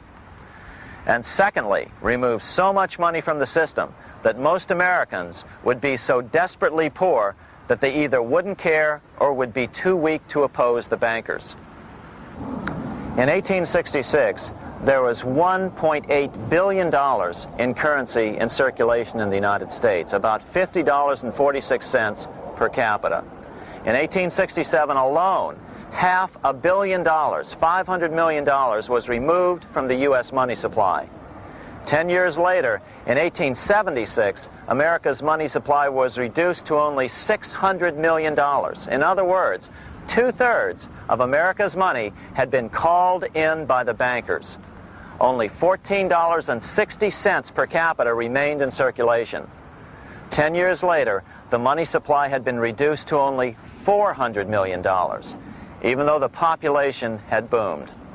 The result was that only $6.67 per capita remained in circulation, a 760% loss in buying power over 20 years.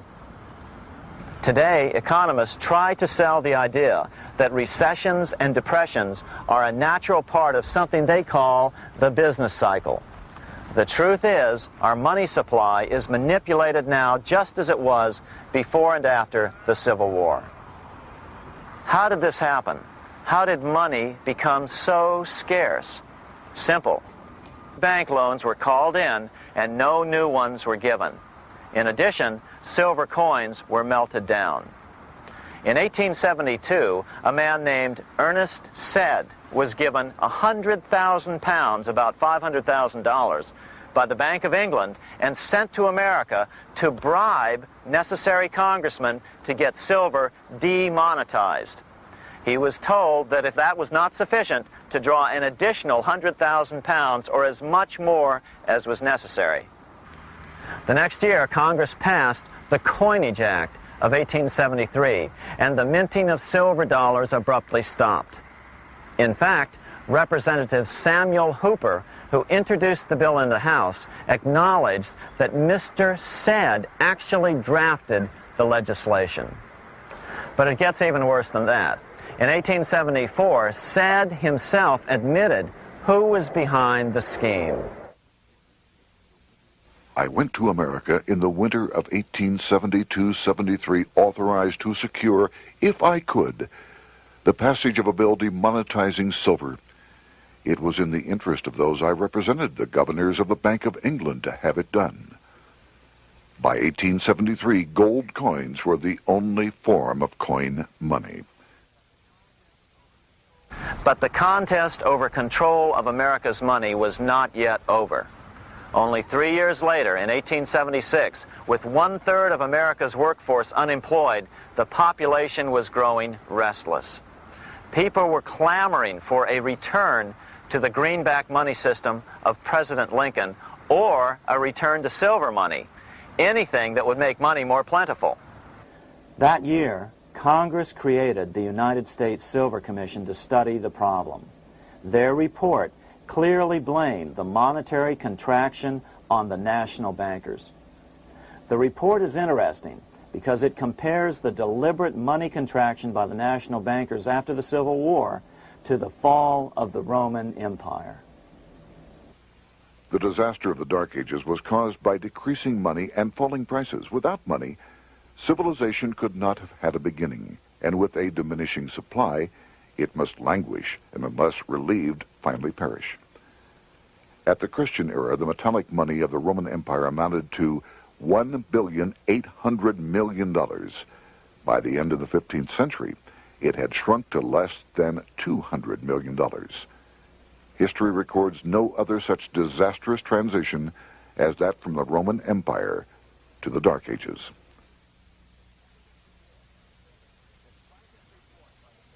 Despite this report by the Silver Commission, Congress took no action. The next year, 1877, riots broke out from Pittsburgh to Chicago. The torches of starving vandals lit up the sky. The bankers huddled to decide what to do. They decided to hang on. Now that they were back in control to a certain extent, they were not about to give it up. At the meeting of the American Bankers Association that year, they urged their membership to do everything in their power to put down the notion of a return to greenbacks.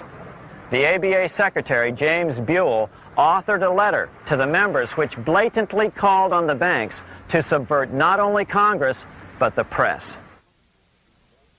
It is advisable to do all in your power to sustain such prominent daily and weekly newspapers, especially the agricultural and religious press, as will oppose the greenback issue of paper money, and that you will also withhold patronage from all applicants who are not willing to oppose the government issue of money.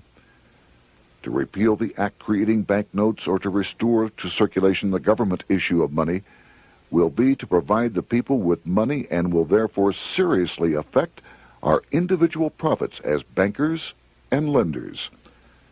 See your congressman at once and engage him to support our interest that we may control legislation.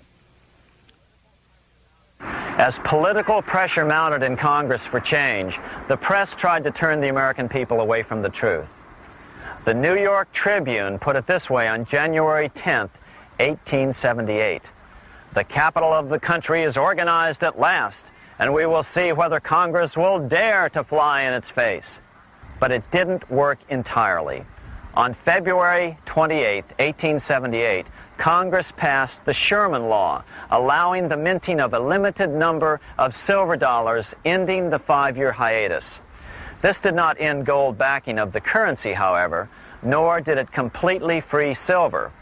Previous to 1873, anyone who brought silver to the U.S. Mint could have it struck into silver dollars free of charge. No longer. But at least some money began to flow back into the economy again. With no further threat to their control, the bankers loosened up on loans, and the post-Civil War depression was finally ended. 3 years later, the American people elected Republican James Garfield president. Garfield understood how the economy was being manipulated. As a congressman, he had been chairman of the Appropriations Committee and was a member of Banking and Currency. After his inauguration, he slammed the money changers publicly in 1881. Whoever controls the volume of money in any country is absolute master of all industry and commerce. And when you realize that the entire system is very easily controlled, one way or another, by a few powerful men at the top, you will not have to be told how periods of inflation and depression originate. Unfortunately, within a few weeks of making this statement, on July 2nd of 1881, President Garfield was assassinated.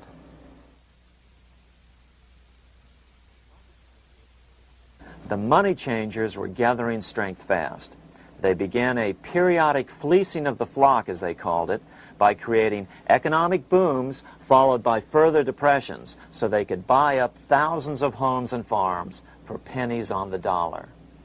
In 1891, the money changers prepared to take the American economy down again, and their methods and motives were laid out with shocking clarity in a memo sent out by the American Bankers Association, the ABA, an organization in which most bankers were members. Notice that this memo called for bankers to create a depression on a certain date 3 years in the future. According to the congressional record, here's how it read in part. On September 1st, 1894, we will not renew our loans under any consideration. On September 1st, we will demand our money. We will foreclose and become mortgagees in possession. We can take 2/3 of the farms west of the Mississippi and thousands of them east of the Mississippi as well at our price. Then the farmers will become tenants, as in England. These depressions could be controlled because America was on the gold money standard. Since gold is scarce, it's one of the easiest commodities to manipulate. People wanted silver money legalized again so they could escape the stranglehold the money changers had on gold money. People wanted silver money reinstated, reversing Mr. Said's Act of 1873, by then called the Crime of 73. By 1896, the issue of more silver money had become the central issue in the presidential campaign. William Jennings Bryan, a senator from Nebraska, ran for president as a Democrat on the free silver issue. At the Democratic National Convention in Chicago, he made an emotional speech which won him the nomination, entitled Crown of Thorns and Cross of Gold. Though Bryan was only 36 years old at the time, this speech is widely regarded as the most famous oration ever made before a political convention. In the dramatic conclusion, Bryan said, "We will answer their demand for a gold standard by saying to them, you shall not press down upon the brow of labor this crown of thorns. You shall not crucify mankind upon a cross of gold." The bankers lavishly supported the Republican candidate, William McKinley, who favored the gold standard. The resulting contest was amongst the most fiercely contested presidential races in American history. Bryan made over 600 speeches in 27 states. The McKinley campaign got manufacturers and industrialists to inform their employees that if Bryan were elected, all factories and plants would close and there would be no work. The ruse succeeded. McKinley beat Bryan by a small margin. Bryan ran for president again in 1900 and in 1908, but fell short each time. During the 1912 Democratic Convention, Bryan was a powerful figure who helped Woodrow Wilson win the nomination. When Wilson became president, he appointed Bryan as Secretary of State, but Bryan soon became disenchanted with the Wilson administration. Bryan served only 2 years in the Wilson administration before resigning in 1915 over the highly suspicious sinking of the Lusitania, the event which was used to drive America into World War I. Although William Jennings Bryan never gained the presidency, his efforts delayed the money changers for 17 years from attaining their next goal, a new, privately owned central bank for America.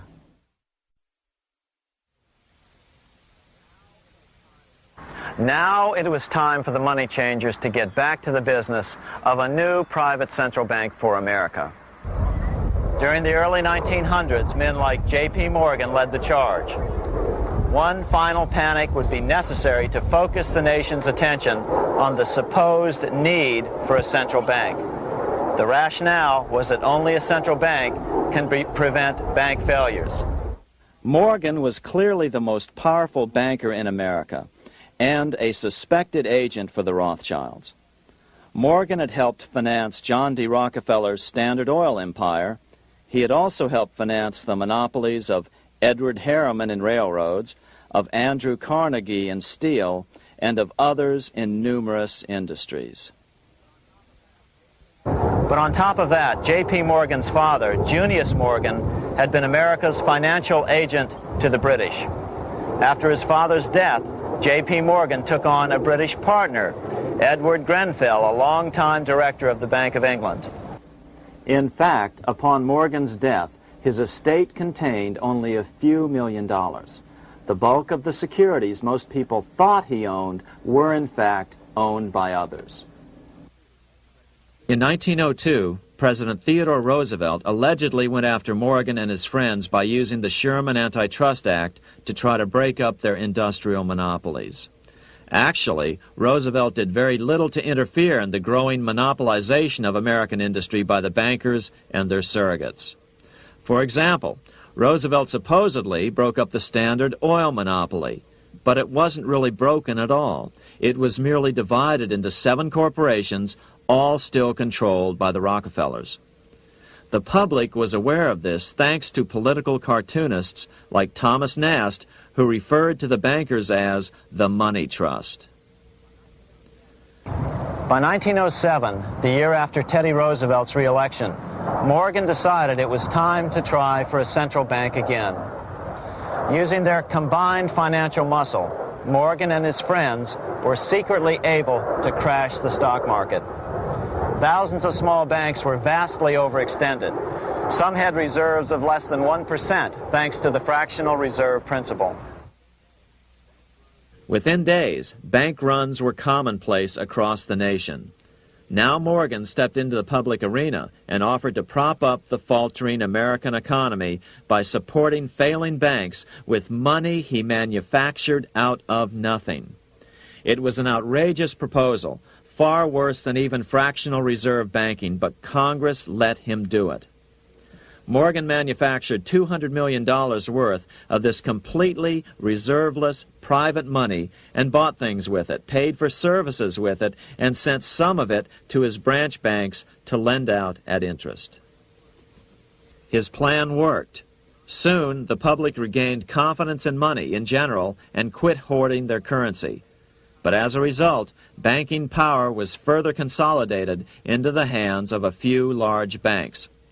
By 1908, the panic was over, and Morgan was hailed as a hero by the president of Princeton University, a man by the name of Woodrow Wilson. All this trouble could be averted if we appointed a committee of 6 or 7 public-spirited men like J.P. Morgan to handle the affairs of our country.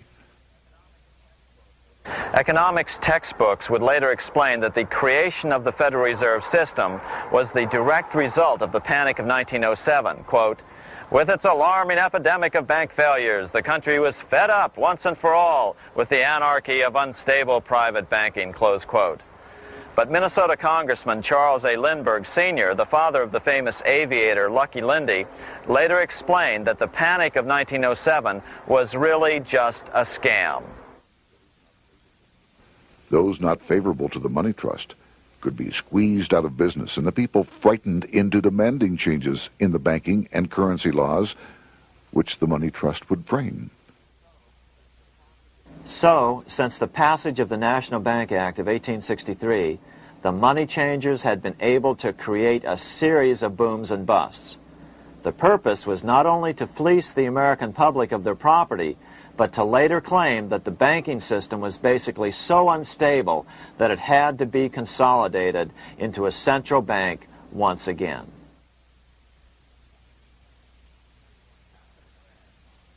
After the crash, Teddy Roosevelt, in response to the panic of 1907, signed into law a bill creating something called the National Monetary Commission. The commission was to study the banking problem and make recommendations to Congress. Of course, the commission was packed with Morgan's friends and cronies. The chairman was a man named Senator Nelson Aldrich from Rhode Island. Aldrich represented the Newport, Rhode Island homes of America's richest banking families. His daughter married John D. Rockefeller, Jr., and together they had 5 sons: John, Nelson, who would become vice president in 1974, Lawrence, Winthrop, and David, the head of the Council on Foreign Relations and former chairman of Chase Manhattan Bank. As soon as the National Monetary Commission was set up, Senator Aldrich immediately embarked on a 2-year tour of Europe, where he consulted at length with the private central bankers in England, France, and Germany. The total cost of his trip alone to the taxpayers was $300,000, an astronomical sum in those days. Shortly after his return, on the evening of November 22, 1910, some of the wealthiest and most powerful men in America boarded Senator Aldrich's private rail car and in the strictest secrecy journeyed to this place, Jekyll Island, off the coast of Georgia. With the group came Paul Warburg. Warburg had been given a $500,000 per year salary to lobby for the passage of a privately owned central bank in America, by the investment firm Kuhn, Loeb and Company. Warburg's partner in this firm was a man named Jacob Schiff, the grandson of the man who shared the Green Shield house with the Rothschild family in Frankfurt. Schiff, as we'll find out later, was in the process of spending $20 million to finance the overthrow of the Tsar in Russia. These three European banking families, the Rothschilds, the Warburgs, and the Schiffs, were interconnected by marriage down through the years, just as their American banking counterparts, the Morgans, Rockefellers, and Aldriches were. Secrecy was so tight that all 7 primary participants were cautioned to use only first names to prevent servants from learning their identities. Years later, one participant, Frank Vanderlip, president of National City Bank of New York and a representative of the Rockefeller family, confirmed the Jekyll Island trip in a February 9, 1935 edition of the Saturday Evening Post. I was as secretive, indeed as furtive as any conspirator. Discovery, we knew, simply must not happen, or else all our time and effort would be wasted. If it were to be exposed that our particular group had got together and written a banking bill, that bill would have no chance whatever of passage by Congress. The participants came here to figure out how to solve their major problem, how to bring back a privately owned central bank. But there were other problems that needed to be addressed as well. First of all, the market share of the big national banks was shrinking fast. In the first 10 years of the century, the number of U.S. banks had more than doubled to over 20,000. By 1913, only 29% of all banks were national banks, and they held only 57% of all deposits. As Senator Aldrich later admitted in a magazine article, before passage of this act, the New York bankers could only dominate the reserves of New York. Now, we are able to dominate the bank reserves of the entire country. Therefore, something had to be done to bring these new banks under their control. As John D. Rockefeller put it, quote, "Competition is sin," close quote. Secondly, the nation's economy was so strong that corporations were starting to finance their expansions out of profits instead of taking out huge loans from large banks. In the first 10 years of the new century, 70% of corporate funding came from profits. In other words, American industry was becoming independent of the money changers, and that trend had to be stopped. All the participants knew that these problems could be hammered out into a workable solution, but perhaps their biggest problem was a public relations problem, the name of the new bank. That discussion took place right here in this room, one of the many conference rooms in this sprawling hotel, today known as the Jekyll Island Club Hotel. Aldrich believed that the word bank should not even appear in the name. Warburg wanted to call the legislation the National Reserve Bill or the Federal Reserve Bill. The idea here was to give the impression that the purpose of the new central bank was to stop bank runs, but also to conceal its monopoly character. However, it was Aldrich, the egotistical politician, who insisted it be called the Aldrich Bill. After 9 days at Jekyll Island, the group dispersed. The new central bank would be very similar to the old Bank of the United States. It would be given a monopoly over U.S. currency and create that money out of nothing. How does the Fed create money out of nothing? It's a four-step process.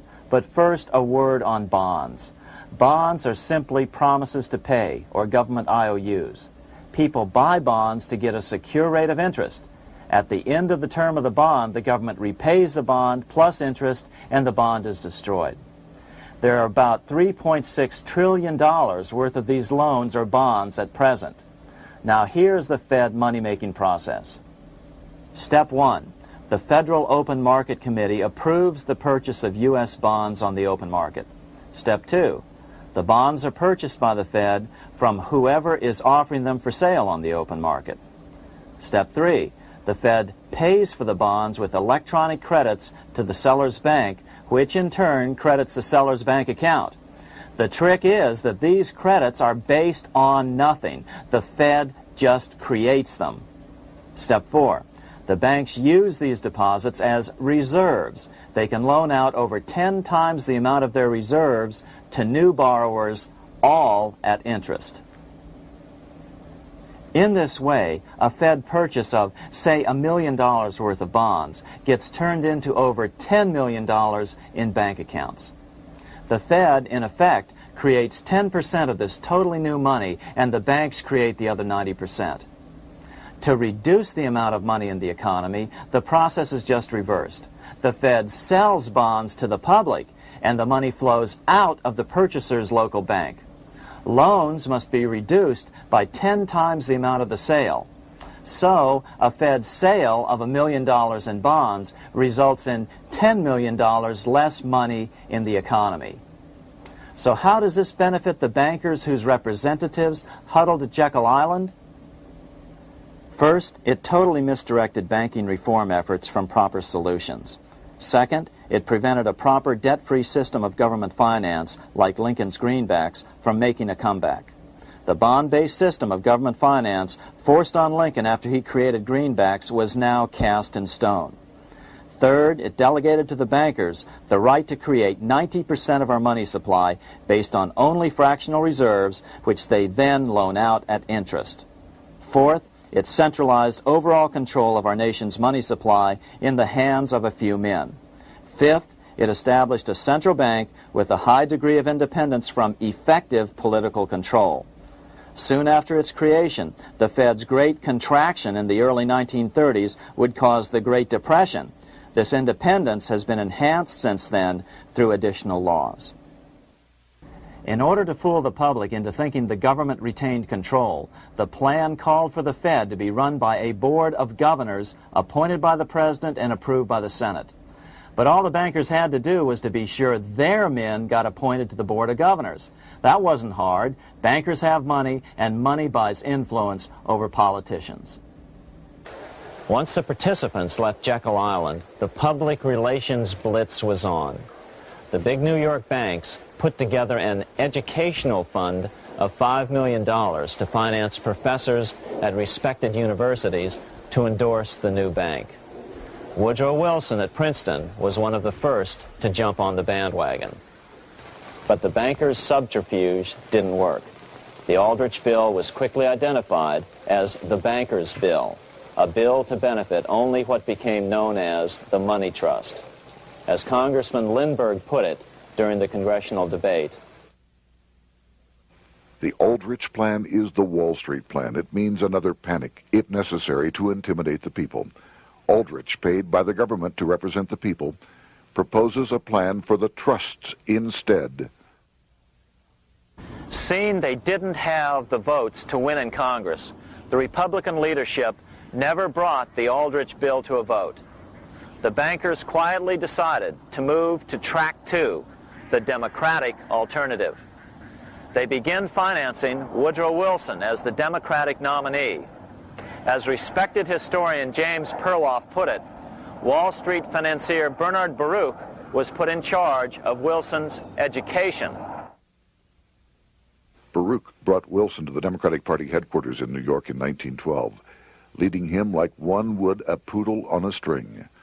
Wilson received an indoctrination course from the leaders convened there. So now the stage was set.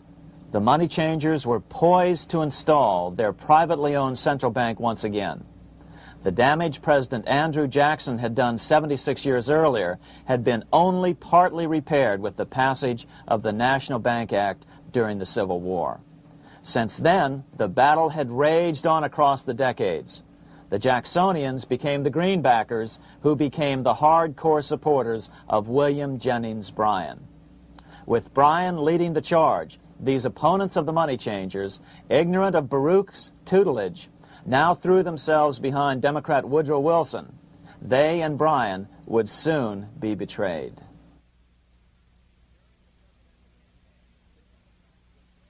During the presidential campaign, the Democrats were careful to pretend to oppose the Aldrich bill. As Representative Lewis McFadden, himself a Democrat, as well as chairman of the House Banking and Currency Committee, explained it 20 years after the fact. The Aldrich bill was condemned in the platform. When Woodrow Wilson was nominated, the men who ruled the Democratic Party promised the people that if they were returned to power, there would be no central bank established here while they held the reins of government. 13 months later, that promise was broken, and the Wilson administration, under the tutelage of those sinister Wall Street figures who stood behind Colonel House, established here in our free country the worm-eaten, monarchical institution of the King's Bank, to control us from the top downward and to shackle us from the cradle to the grave. Once Wilson was elected, Morgan, Warburg, Baruch, and company advanced a new plan, which Warburg named the Federal Reserve System. The Democratic leadership hailed the new bill, called the Glass-Owen bill, as something radically different from the Aldrich bill. But in fact, the bill was virtually identical in every important detail. In fact, so vehement were the Democratic denials of similarity that Paul Warburg, the father of both bills, had to step in to reassure his paid friends in Congress that the two bills were virtually identical. Brushing aside the external differences affecting the shells, we find the kernels of the two systems very closely resembling and related to one another. But that admission was for private consumption only. Publicly, the money trust trotted out Senator Aldrich and Frank Vanderlip, the president of Rockefeller's National City Bank of New York and one of the Jekyll Island Seven, to oppose the new Federal Reserve System. Years later, however, Vanderlip admitted in the Saturday Evening Post that the two measures were virtually identical. Although the Aldrich Federal Reserve Plan was defeated when it bore the name Aldrich, nevertheless, its essential points were all contained in the plan that finally was adopted. As Congress neared a vote, they called Ohio attorney Alfred Crozier to testify.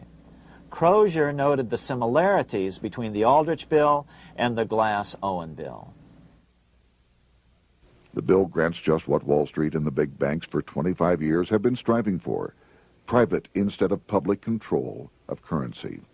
It, the Glass-Owen bill, does this as completely as the Aldrich bill.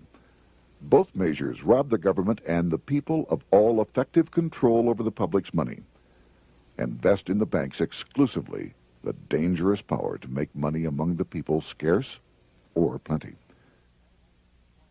During the debate on the measure, senators complained that the big banks were using their financial muscle to influence the outcome. "There are bankers in this country who are enemies of the public welfare," said one senator. What an understatement. Despite the charges of deceit and corruption, the bill was finally snuck through the Senate on December 22, 1913, after most senators had left town for the holidays, after having been assured by the leadership that nothing would be done until long after the Christmas recess. On the day the bill was passed, Congressman Lindbergh prophetically warned his countrymen that this act establishes the most gigantic trust on earth. When the president signs this bill, the invisible government by the monetary power will be legalized. The people may not know it immediately, but the day of reckoning is only a few years removed. The worst legislative crime of the ages is perpetrated by this banking bill. On top of all this, only weeks earlier, Congress had finally passed a bill legalizing income tax. Why was the income tax law important? Because bankers finally had in place a system which would run up a virtually unlimited federal debt. How would the interest on this debt be repaid? Never mind the principal. Remember, a privately owned central bank creates the principal out of nothing. The federal government was small then. Up to then, it had subsisted merely on tariffs and excise taxes. No, just as with the Bank of England, the interest payments had to be guaranteed by direct taxation of the people. The money changers knew that if they had to rely on contributions from the states, eventually the individual state legislatures would revolt and either refuse to pay the interest on their own money or at least bring political pressure to bear to keep the debt small. It is interesting to note that in 1895, the Supreme Court had found a similar income tax law to be unconstitutional. The Supreme Court even found a corporate income tax law unconstitutional in 1909. As a result, Senator Aldrich hustled a bill for a constitutional amendment allowing income tax through the Congress. The proposed 16th Amendment to the Constitution was then sent to the state legislatures for approval. But some critics claim that the 16th Amendment was never ratified by the necessary 3/4 of the states.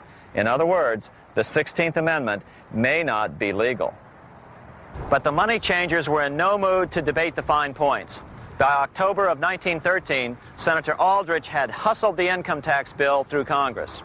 Without the power to tax the people directly and bypass the states, the Federal Reserve Bill would be far less useful to those who wanted to drive America deeply into their debt. A year after the passage of the Federal Reserve Bill, Congressman Lindbergh explained how the Fed created what we have come to call the business cycle and how they use it to their advantage. To cause high prices, all the Federal Reserve Board will do will be to lower the rediscount rate, producing an expansion of credit and a rising stock market. Then, when businessmen are adjusted to these conditions, it can check prosperity in mid-career by arbitrarily raising the rate of interest. It can cause the pendulum of a rising and falling market to swing gently back and forth by slight changes in the discount rate, or cause violent fluctuations by a greater rate variation. And in either case, it will possess inside information as to financial conditions and advanced knowledge of the coming change, either up or down. This is the strangest, most dangerous advantage ever placed in the hands of a special privileged class by any government that ever existed. The system is private, conducted for the sole purpose of obtaining the greatest possible profits from the use of other people's money. They know in advance when to create panics to their advantage. They also know when to stop panic. Inflation and deflation work equally well for them when they control finance. Congressman Lindbergh was correct on all points. What he didn't realize was that most European nations had already fallen prey to the central bankers decades or centuries earlier. But he also mentions the interesting fact that only 1 year later, the Fed had cornered the market in gold. This is how he put it, quote, "Already, the Federal Reserve banks have cornered the gold and gold certificates," close quote. But Congressman Lindbergh was not the only critic of the Fed. Congressman Lewis McFadden, the chairman of the House Banking and Currency Committee from 1920 to 1931, remarked that the Federal Reserve Act brought about a superstate controlled by international bankers and international industrialists acting together to enslave the world for their own pleasure. Notice how McFadden saw the international character of the stockholders of the Federal Reserve. Another chairman of the House Banking and Currency Committee in the 1960s, Wright Patman from Texas, put it this way. In the United States today, we have in effect two governments. We have the duly constituted government, then we have an independent, uncontrolled, and uncoordinated government in the Federal Reserve System, operating the money powers which are reserved to Congress by the Constitution. Even the inventor of the electric light, Thomas Edison, joined the fray in criticizing the system of the Federal Reserve. If our nation can issue a dollar bond, it can issue a dollar bill. The element that makes the bond good makes the bill good also. The difference between the bond and the bill is the bond lets money brokers collect twice the amount of the bond and an additional 20%, whereas the currency pays nobody but those who contribute directly in some useful way. It is absurd to say that our country can issue $30 million in bonds and not $30 million in currency. Both are promises to pay, but one promise fattens the usurers, and the other helps the people. 3 years after the passage of the Federal Reserve Act, even President Wilson began to have second thoughts about what had been unleashed during his first term in office. We have come to be one of the worst ruled, one of the most completely controlled governments in the civilized world, no longer a government of free opinion, no longer a government by a vote of the majority, but a government by the opinion and duress of a small group of dominant men. Some of the biggest men in the United States in the field of commerce and manufacture are afraid of something. They know that there is a power somewhere so organized, so subtle, so watchful, so interlocked, so complete, so pervasive, that they had better not speak above their breath when they speak in condemnation of it. Before his death in 1924, President Wilson realized the full extent of the damage he had done to America when he confessed, "I have unwittingly ruined my government." So finally, the money changers, those who profit by manipulating the amount of money in circulation, had their privately owned central bank installed again in America. The major newspapers, which they also owned, hailed passage of the Federal Reserve Act of 1913, telling the public that now depressions could be scientifically prevented. The fact of the matter was that now depressions could be scientifically created.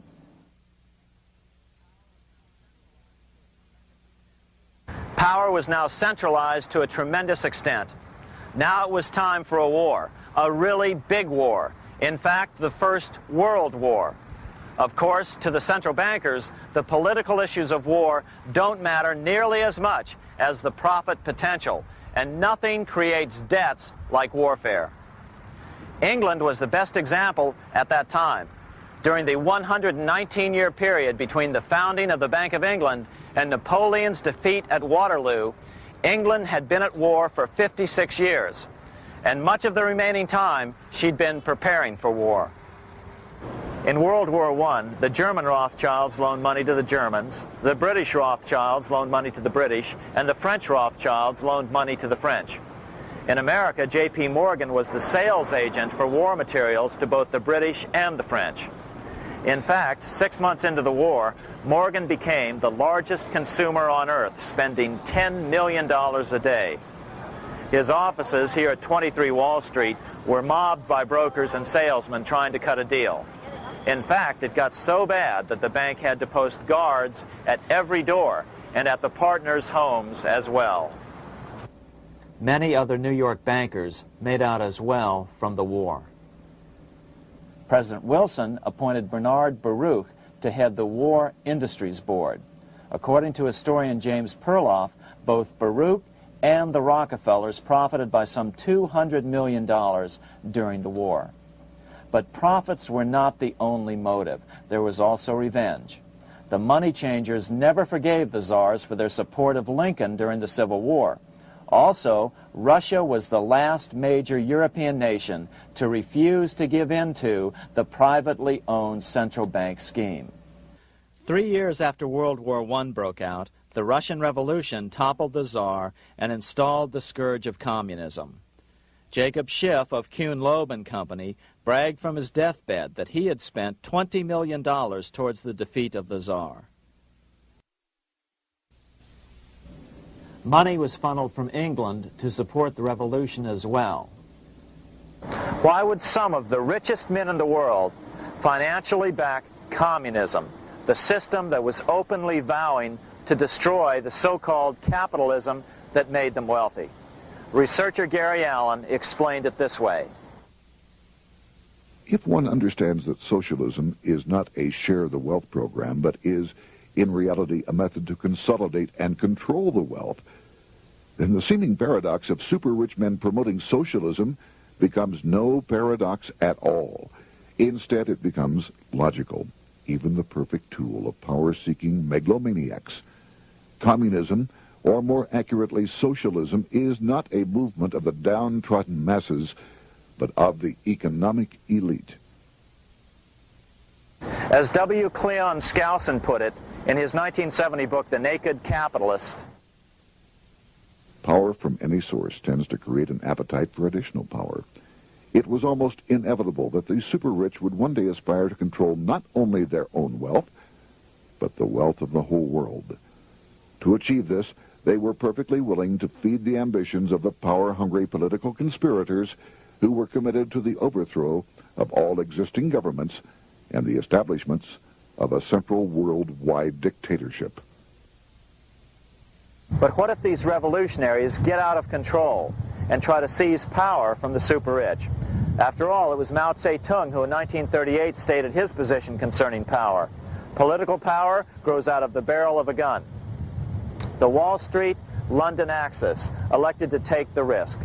The master planners attempted to control revolutionary communist groups by feeding them vast quantities of money when they obeyed and contracting their money supply or even financing their opposition if they got out of control. Lenin began to understand that although he was the absolute dictator of the new Soviet Union, he was not pulling the financial strings. Someone else was silently in control. The state does not function as we desired. The car does not obey. A man is at the wheel and seems to lead it, but the car does not drive in the desired direction. It moves as another force wishes.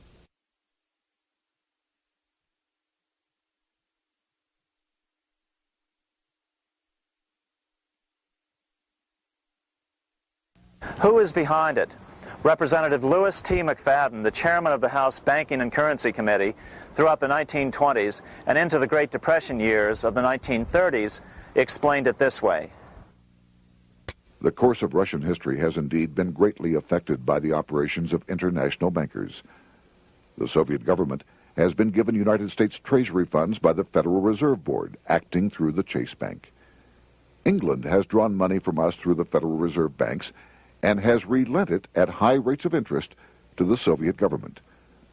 The Dnipro Dam was built with funds unlawfully taken from the United States Treasury by the corrupt and dishonest Federal Reserve Board and the Federal Reserve banks.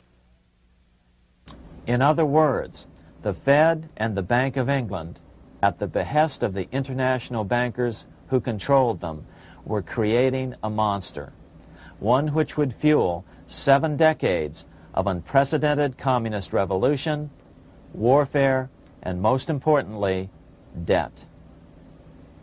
In case you think there's some chance that the money changers got communism going and then lost control, in 1992, the Washington Times reported that Russian President Boris Yeltsin was upset that most of the incoming foreign aid was being siphoned off, quote, straight back into the coffers of Western banks in debt service, close quote.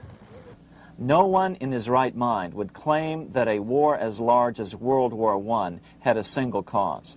Wars are complex things with many causative factors. But on the other hand, it would also be equally foolish to ignore as a prime cause of World War I those who would profit the most from the war. The role of the money changers is no wild conspiracy theory. They had a motive, a short-ranged, self-serving motive, as well as a long-range political motive of advancing totalitarian governments, with the money changers maintaining the financial clout to control whatever politician might emerge as the leader. Next, we'll see what the money changers' ultimate political goal is for the world.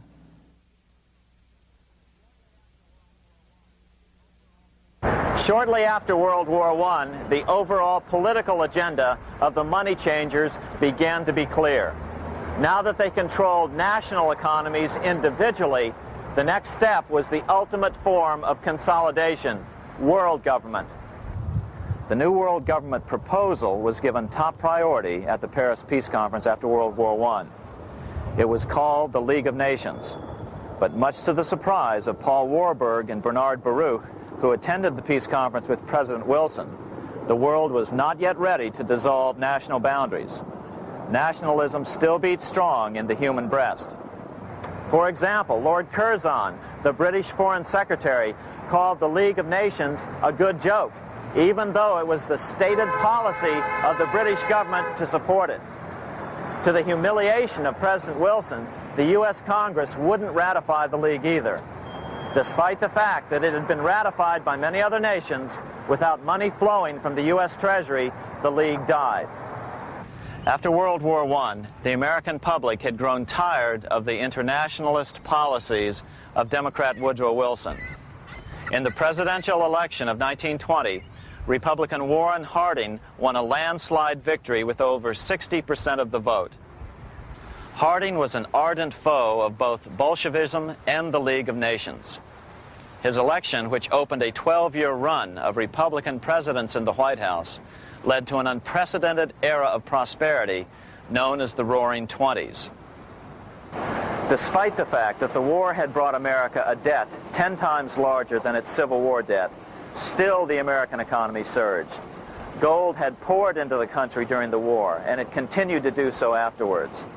In the early 1920s, the governor of this bank, the Federal Reserve Bank of New York, a man named Benjamin Strong, met frequently with the secretive and eccentric governor of the Bank of England, Montague Norman. Norman was determined to replace the gold England had lost to the U.S. during World War I and return the Bank of England to its former position of dominance in world finance. On top of that, rich with gold, the American economy might get out of control again, just like it had done after the Civil War.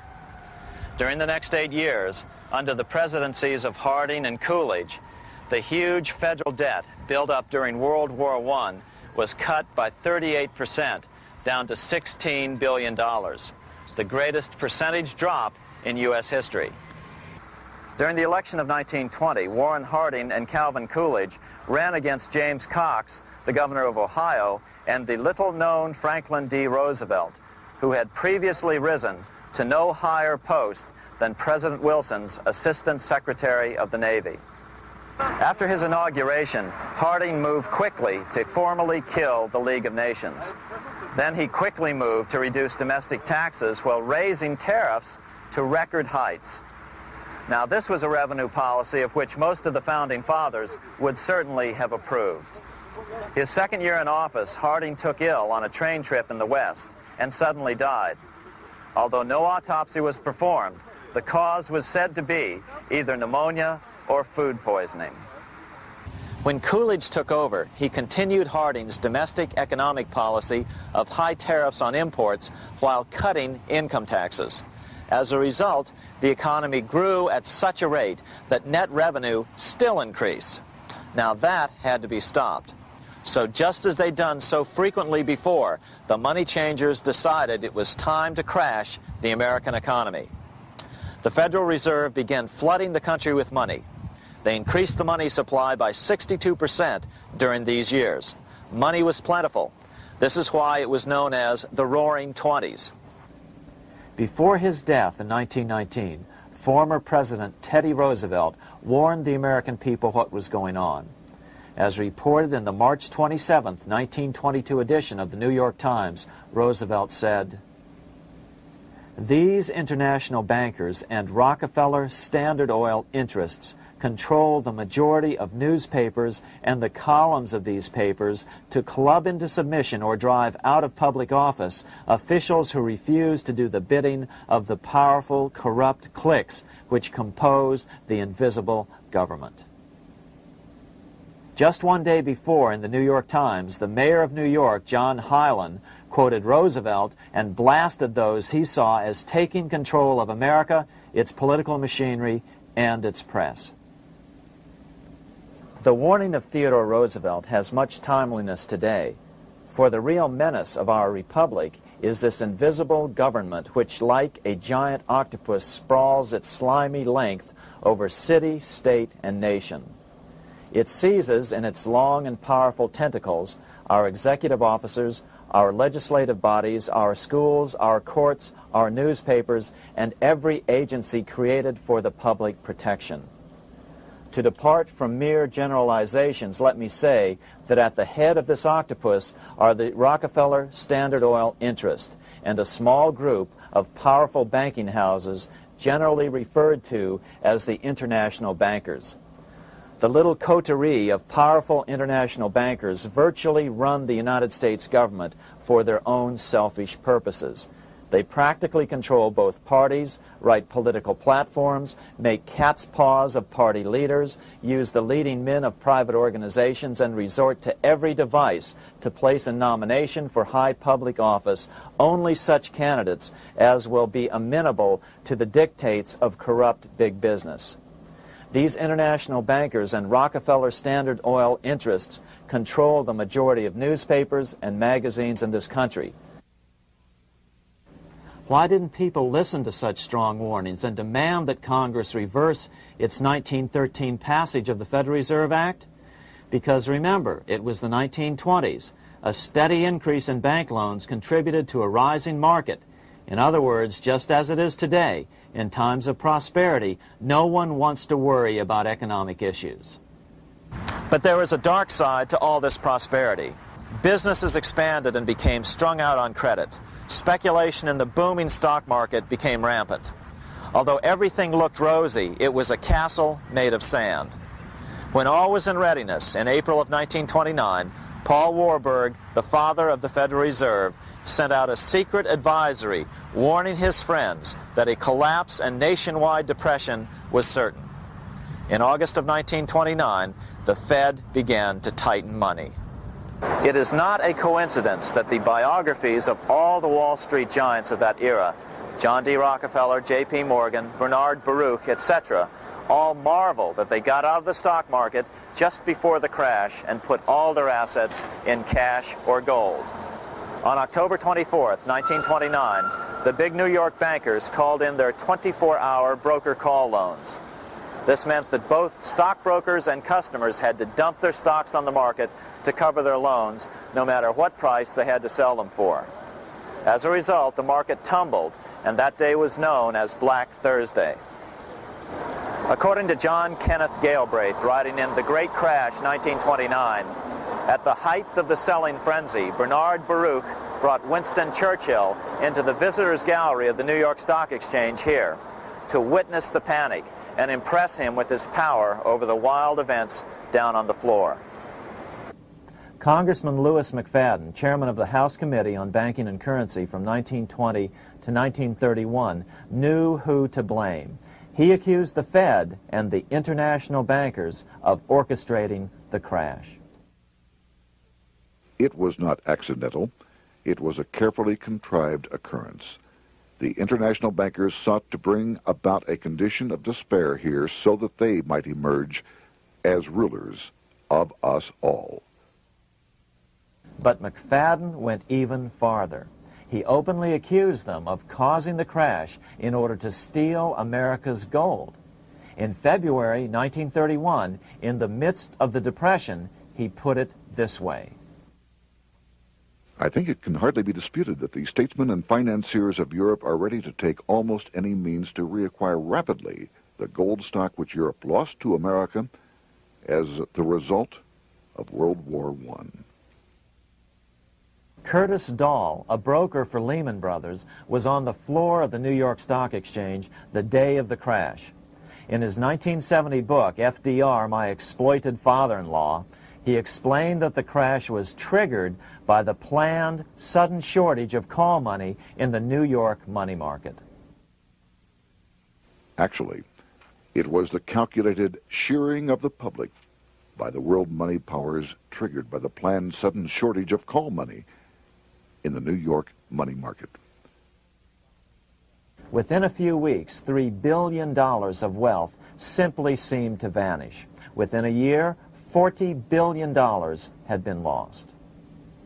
But did it really disappear? Or was it simply consolidated in fewer hands? And what did the Federal Reserve do? Instead of moving to help the economy out by quickly lowering interest rates to stimulate the economy, the Fed continued to brutally contract the money supply further, deepening the Depression. Between 1929 and 1933, the Fed reduced the money supply by an additional 33%. Although most Americans have never heard that the Fed was the cause of the Depression, this is well known among top economists. Milton Friedman, the Nobel Prize-winning economist, now of Stanford University, said the same thing in a National Public Radio interview in January of 1996. The Federal Reserve definitely caused the Great Depression by contracting the amount of currency in circulation by 1/3 from 1929 to 1933. But the money lost by most Americans during the Depression didn't just vanish. It was just redistributed into the hands of those who had gotten out just before the crash and had purchased gold, which is always a safe place to put your money just before a depression.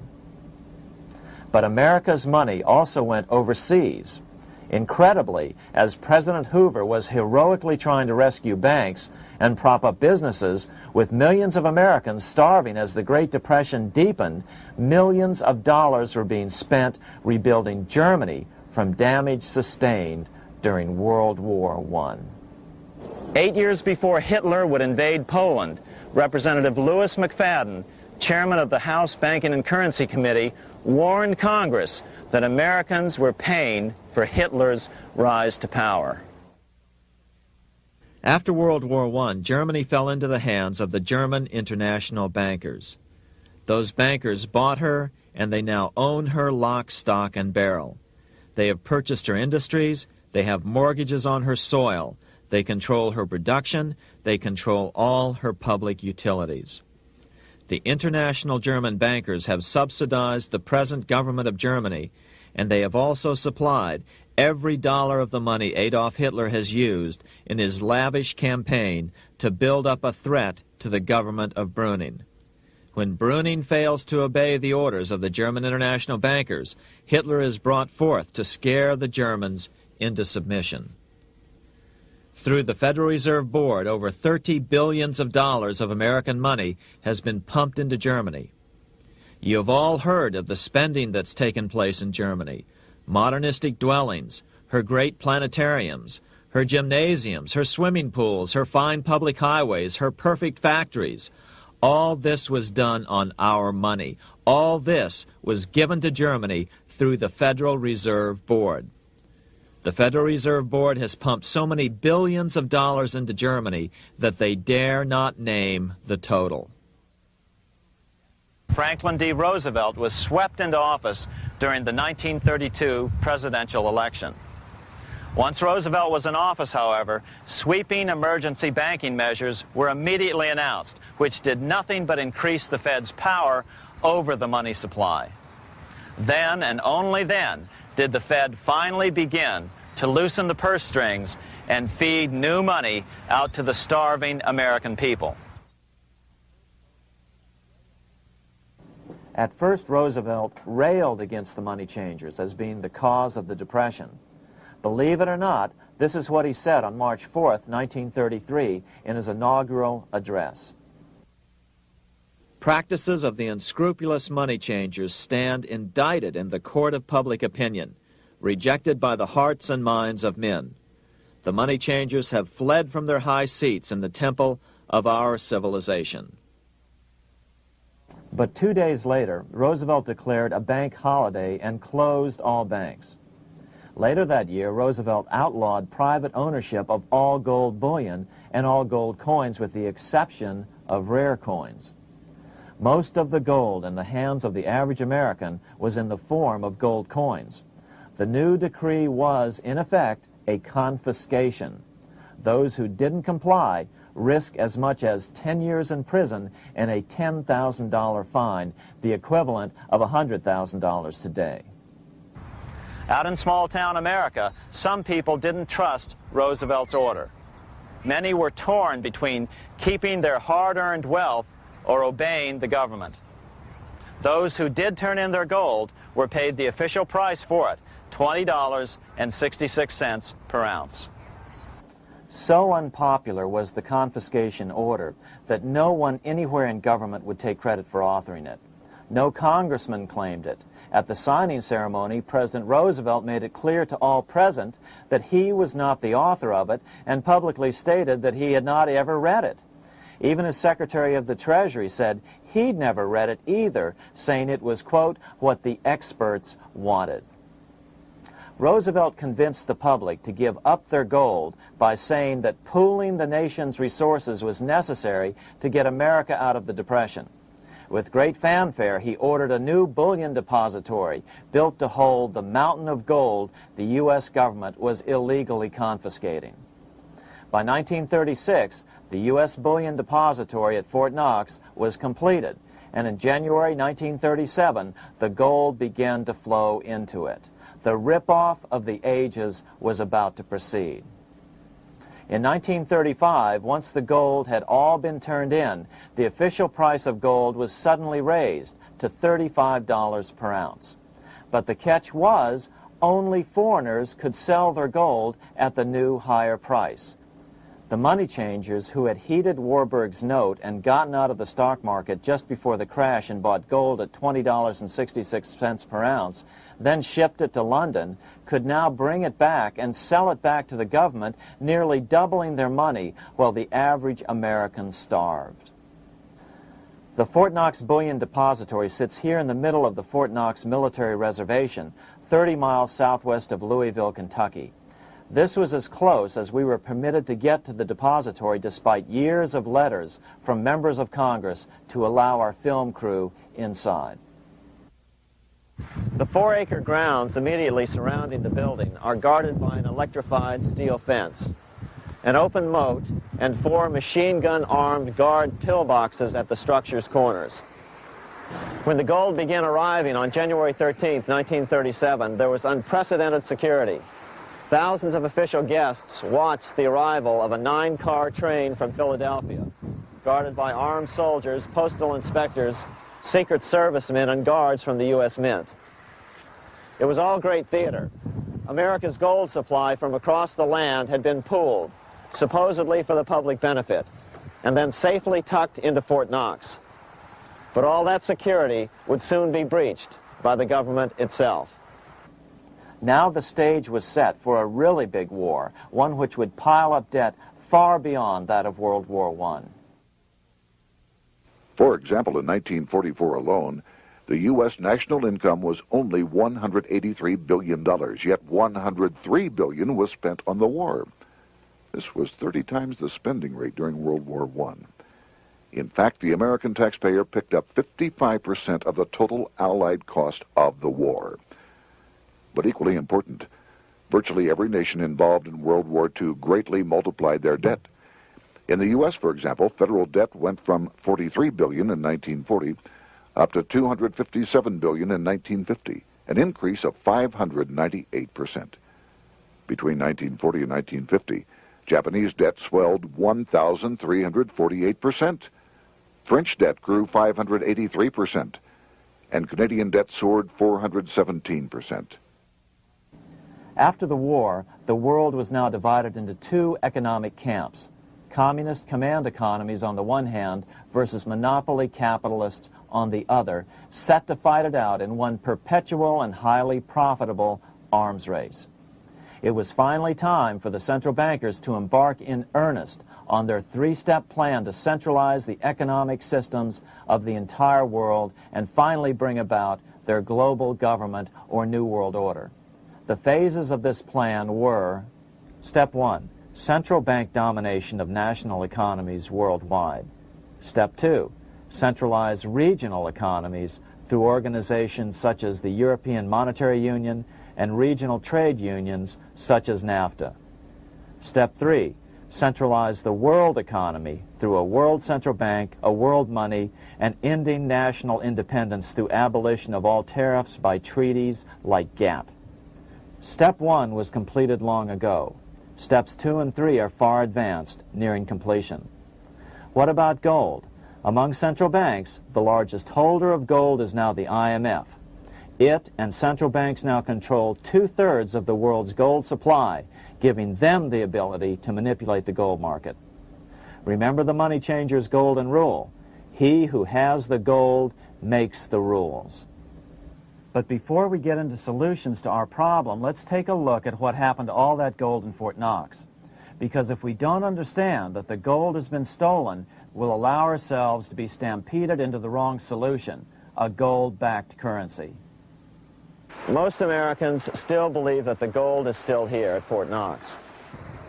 At the end of World War II, Fort Knox contained over 700 million ounces of gold, an incredible 70% of all the gold in the world. How much remains? No one knows. Despite the fact that federal law requires an annual physical audit of Fort Knox gold, the Treasury has consistently refused to conduct one. The truth is that a reliable audit of whatever remains here has not been conducted since President Eisenhower ordered one in 1953. Where did America's gold in Fort Knox go? Over the years, it was sold off to European money changers at the $35 per ounce price. Remember, this was during a time when it was illegal for Americans to buy any of their own gold from Fort Knox.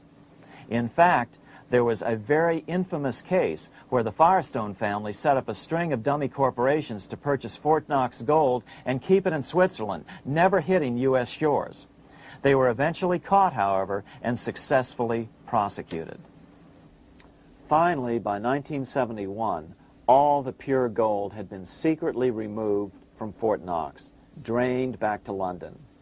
Once the gold was gone from Fort Knox, President Nixon closed the gold window by repealing Roosevelt's Gold Reserve Act of 1934, finally making it legal once again for Americans to buy gold. Naturally, gold prices immediately began to soar. 9 years later, gold sold for $880 per ounce, 25 times what the gold in Fort Knox was sold for. One would think that eventually someone in the government would get wind of what was happening and blow the whistle. The largest fortune in the history of the world stolen. Shades of the old James Bond film, Goldfinger. Well, as a matter of fact, Ian Fleming, the author of the James Bond series, was head of the British counterintelligence service, MI5. Some believe in the intelligence community that he wrote much of his fiction as a warning, as many authors of fiction do. If the removal of all the good delivery gold from Fort Knox can be viewed as a deliberate raid on the U.S. Treasury, then such an operation might well have been years in the making, namely 40 years. Certainly enough time for Fleming to get wind of it and try to prevent it. So just how did the story of the Fort Knox gold robbery get out? It all started with an article in a New York periodical in 1974. The article charged that the Rockefeller family was manipulating the Federal Reserve to sell off Fort Knox gold at bargain basement prices to anonymous European speculators. 3 days later, the anonymous source of the story, Louise Auchincloss Boyer, mysteriously fell to her death from the window of her 10th floor apartment in New York. How would Mrs. Boyer have known of the Rockefeller connection to the Fort Knox gold heist? She was the longtime secretary of Nelson Rockefeller. For the next 14 years, this man, Ed Durrell, a wealthy Ohio industrialist, devoted himself to a quest for the truth concerning the Fort Knox gold. He wrote thousands of letters to over 1,000 government and banking officials, trying to find out how much gold was really left and where the rest of it had gone. Edith Roosevelt, the granddaughter of President Teddy Roosevelt, questioned the actions of the government in a March 1975 edition of the New Hampshire Sunday News. Allegations of missing gold from our Fort Knox vaults are being widely discussed in European financial circles. But what is puzzling is that the administration is not hastening to demonstrate conclusively that there is no cause for concern over our gold treasure, if indeed it is in a position to do so. Unfortunately, Ed Durrell never did accomplish his primary goal, a full audit of the gold reserves in Fort Knox. It's incredible that the world's greatest treasure has had little accounting or auditing. This gold belonged to the American people, not the Federal Reserve and their foreign owners. One thing is certain, the government could blow all of this speculation away in a few days with a well-publicized audit under the searing lights of media cameras. it has chosen not to do so. One must conclude that they are afraid of the truth such an audit would reveal. What is the government so afraid of? Here's the answer. When President Ronald Reagan took office in 1981, his conservative friends urged him to study the feasibility of returning to a gold standard as the only way to curb government spending. It sounded like a reasonable alternative, so President Reagan appointed a group of men called the Gold Commission to study the situation and report back to Congress. What Reagan's Gold Commission reported back to Congress in 1982 was the following shocking revelation concerning gold. The U.S. Treasury owned no gold at all. All the gold that was left in Fort Knox was now owned by the Federal Reserve, a group of private bankers, as collateral against the national debt.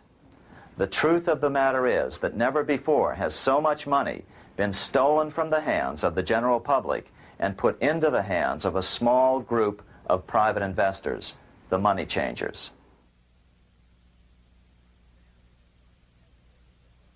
I'm standing in front of the headquarters of the International Monetary Fund located in Washington, D.C. Across the street, right over there, is the headquarters of the World Bank. What are these organizations, and who controls them, and most importantly, are they about to create a huge worldwide depression? Let us step back in time for a moment to the aftermath of World War I. People were tired of war, so under the guise of peacemaking, the international bankers devised a plan to consolidate power even further. Claiming only an international government would stem the tide of world wars, the money changers pushed forward a proposal for world government which stood on three legs. A world central bank to be called the Bank of International Settlements, a world judiciary to be called the World Court located in The Hague, the Netherlands, and a world executive and legislature to be called the League of Nations. As President Clinton's mentor, Georgetown historian Carroll Quigley wrote in his 1966 book, Tragedy and Hope, the powers of financial capitalism had a far-reaching plan, nothing less than to create a world system of financial control in private hands, able to dominate the political system of each country and the economy of the world as a whole.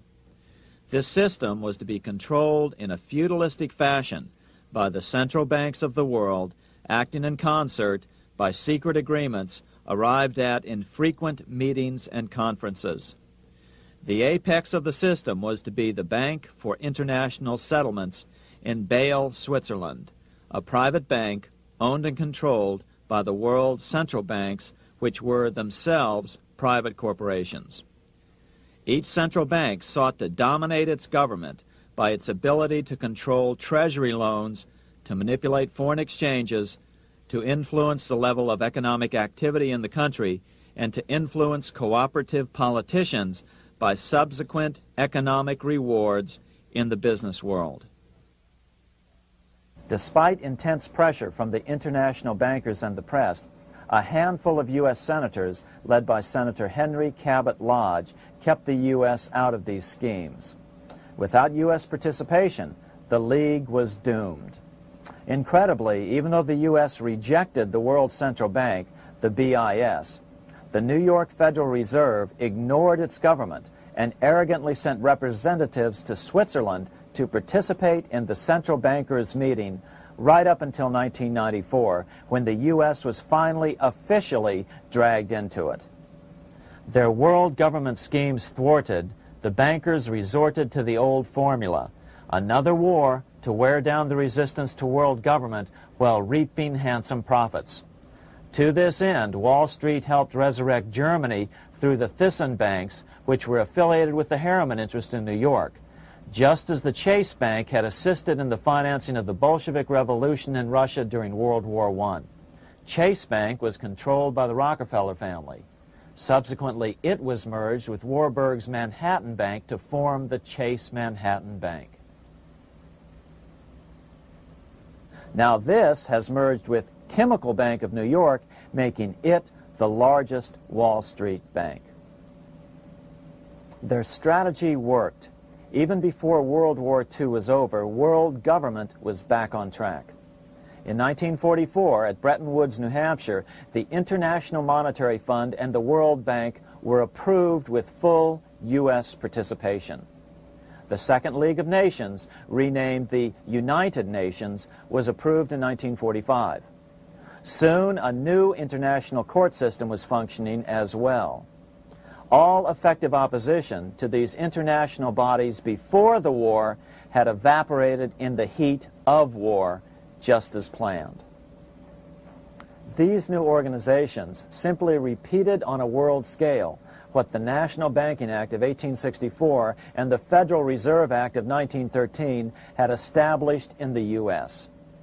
They created a banking cartel composed of the world's central banks, which gradually assumed the power to dictate credit policies to the banks of all the nations. For example, just as the Federal Reserve Act authorized the creation of a new national fiat currency called Federal Reserve Notes, the IMF has been given the authority to issue a world fiat money called Special Drawing Rights, or SDRs. To date, the IMF has created in excess of $30 billion worth of SDRs. Member nations are being pressured to make their currencies fully exchangeable for SDRs. In 1968, Congress approved laws authorizing the Fed to accept SDRs as reserves in the U.S. and to issue Federal Reserve notes in exchange for SDRs. What does that mean? It means that in the U.S., SDRs are already a part of our lawful money. And what about gold? SDRs are already partially backed by gold. And with 2/3 of world gold now in the hands of central banks, the money changers can go about structuring the world's economic future in whichever way they deem most profitable. Keep in mind, just as the Fed is controlled by its Board of Governors, the IMF is controlled by its Board of Governors, which are either the heads of the different central banks or the heads of the various national treasury departments dominated by their central banks. Voting power in the IMF gives the U.S. and the U.K., that is to say the Fed and the Bank of England, effective control. Just as the Fed controls the amount of money in the U.S., the BIS, IMF, and World Bank control the money supply for the world.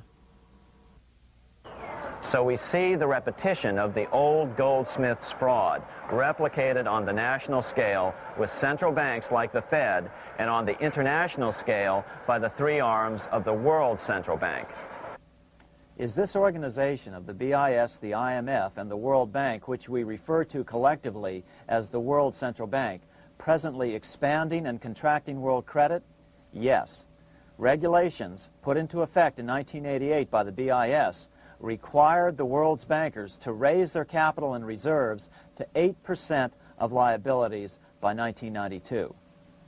Increased capital requirements put an upper limit to the fractional reserve lending, similar to the way cash reserve requirements do. What has this seemingly insignificant regulation made in a Swiss city 8 years ago meant to the world? It means our banks cannot loan more and more money to buy more and more time before the next depression, as a maximum loan ratio is now set. It means those nations with the lowest bank reserves in their systems have already felt the terrible effects of this credit contraction as their banks scrambled to raise money to increase their reserves to 8%. To raise the money, they had to sell stocks, which depressed their stock markets and began the depression first in their countries. Japan, which in 1988 had among the lowest capital and reserve requirements and thus was the most affected by the regulation, has experienced a financial crash which began almost immediately in 1989, which has wiped out a staggering 50% of the value of its stock market since 1990 and 60% of the value of its commercial real estate. The Bank of Japan has lowered its interest rates to 0.5%, practically giving away money to resurrect the economy, but still the depression worsens. Due to the $20 billion U.S. bailout of Mexico, the financial collapse in that nation is already known here. Yet despite the bailout, the economy continues to be a disaster. One huge debt after another is rolled over as new loans are being made simply to enable Mexico to pay the interest on the old loans. In the south of Mexico, the poor have been in open revolt as every spare peso is being siphoned out of the country to make interest payments. It is important to note that a radical transfer of power is taking place as nations become subservient to a supranational world central bank controlled by a handful of the world's richest bankers. As the IMF creates more and more SDRs by the stroke of a pen on IMF ledgers, more and more nations borrow them to pay interest on their mounting debts and gradually fall under the control of the faceless bureaucrats of the World Central Bank. As the worldwide depression worsens and spreads, this will give the World Central Bank the power of economic life and death over these nations. It will decide which nations will be permitted to receive further loans and which nations will starve.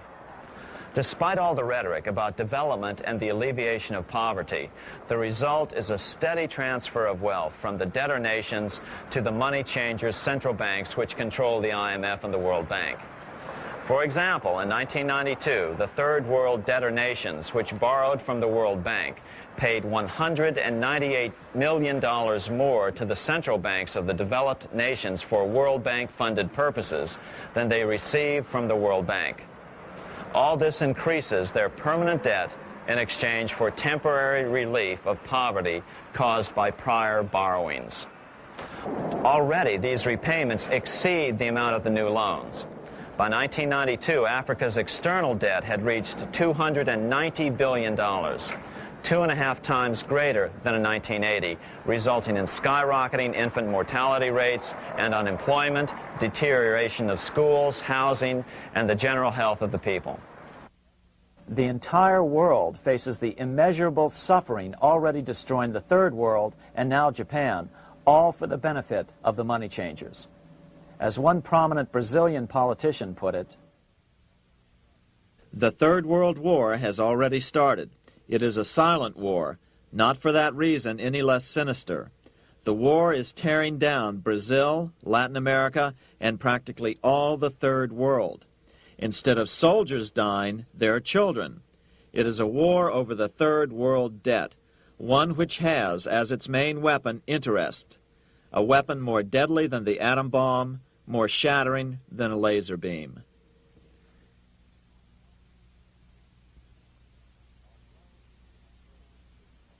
Although it would be absurd to ignore the pivotal role played by influential families such as the Rothschilds, the Warburgs, the Schiffs, the Morgans, and the Rockefellers in any review of the history of central banking and fractional banking, keep in mind, by now, central banks and the large commercial banks are up to 3 centuries old and deeply entrenched in the economic life of many nations. These banks are no longer dependent on clever individuals such as a Nathan Rothschild. Years ago, the question of ownership was important, but no longer. For example, both the Bank of England and the Bank of France were nationalized after World War II, and nothing changed, nothing at all. They endure and continue to grow, now protected by numerous laws, paid politicians, and mortgaged media, untouched by the changing of generations. 3 centuries have given them an aura of respectability. The old school tie is now worn by the 6th generation son, who's been raised in a system that he may never question as he is named to serve on the governing boards of countless philanthropic organizations. To focus attention today on individuals or families, or to attempt to sort out the current holders of power, serves little useful purpose and would be a distraction from the cure. The problem is far bigger than that. It is the corrupt banking system that was and is being used to consolidate vast wealth into fewer and fewer hands that is our current economic problem. Change the names of the main players now, and the problem will neither go away nor even miss a beat. Likewise, among the hordes of bureaucrats working in the World Bank, central banks, and international banks, only a tiny fraction have any idea of what's really going on. No doubt they'd be horrified to learn that their work is contributing to the terrible impoverishment and gradual enslavement of mankind to a few incredibly rich plutocrats. So really, there's no use in emphasizing the role of individuals anymore. And the problem even transcends the normal spectrum of political right and left. Both communism and socialism, as well as monopoly capitalism, have been used by the money changers. Today, they profit from either side of the new political spectrum. The big government welfare state on the so-called left wing versus the neoconservative laissez-faire capitalists who want big government totally out of their lives on the right wing. Either way, the bankers win. Monetary reform is the most important political issue facing this nation. That clarified, let's proceed to the conclusions in the spirit Lincoln declared, with malice towards none, with charity towards all. At the start of this video, we ask a number of troubling questions. Let's be sure we've answered them. What's going on in America today? Why are we over our heads in debt? Why can't the politicians bring debt under control? Why are we over our heads in debt? Because we're laboring under a debt money system that is designed and controlled by private bankers. Now, some will argue that the Federal Reserve System is a quasi-governmental agency. But the President appoints only 2 of the 7 members of the Federal Reserve Board of Governors every 4 years. And he appoints them to 14-year terms, far longer than his own. The Senate does confirm those appointments, but the whole truth is that the President wouldn't dare appoint anyone to that board of whom Wall Street does not approve. Of course, this does not preclude the possibility that some honorable men may be appointed to the Board of Governors. But the fact is that the Fed is specifically designed to operate independently of our government, as are nearly all other central banks. Some argue that the Fed promotes monetary stability. We saw the current head of the Bank of England, Eddie George, claim that this was the most important role of a central bank. In fact, the Fed's record of stabilizing the economy shows it to be a miserable failure in this regard. Within the first 25 years of its existence, the Fed caused 3 major economic downturns, including the Great Depression, and for the last 30 years has shepherded the American economy into a period of unprecedented inflation. Again, this is not some wild conspiracy theory. It's a well-known fact among top economists. As Nobel Prize-winning economist Milton Friedman put it, the stock of money, prices, and output was decidedly more unstable after the establishment of the Federal Reserve System than before.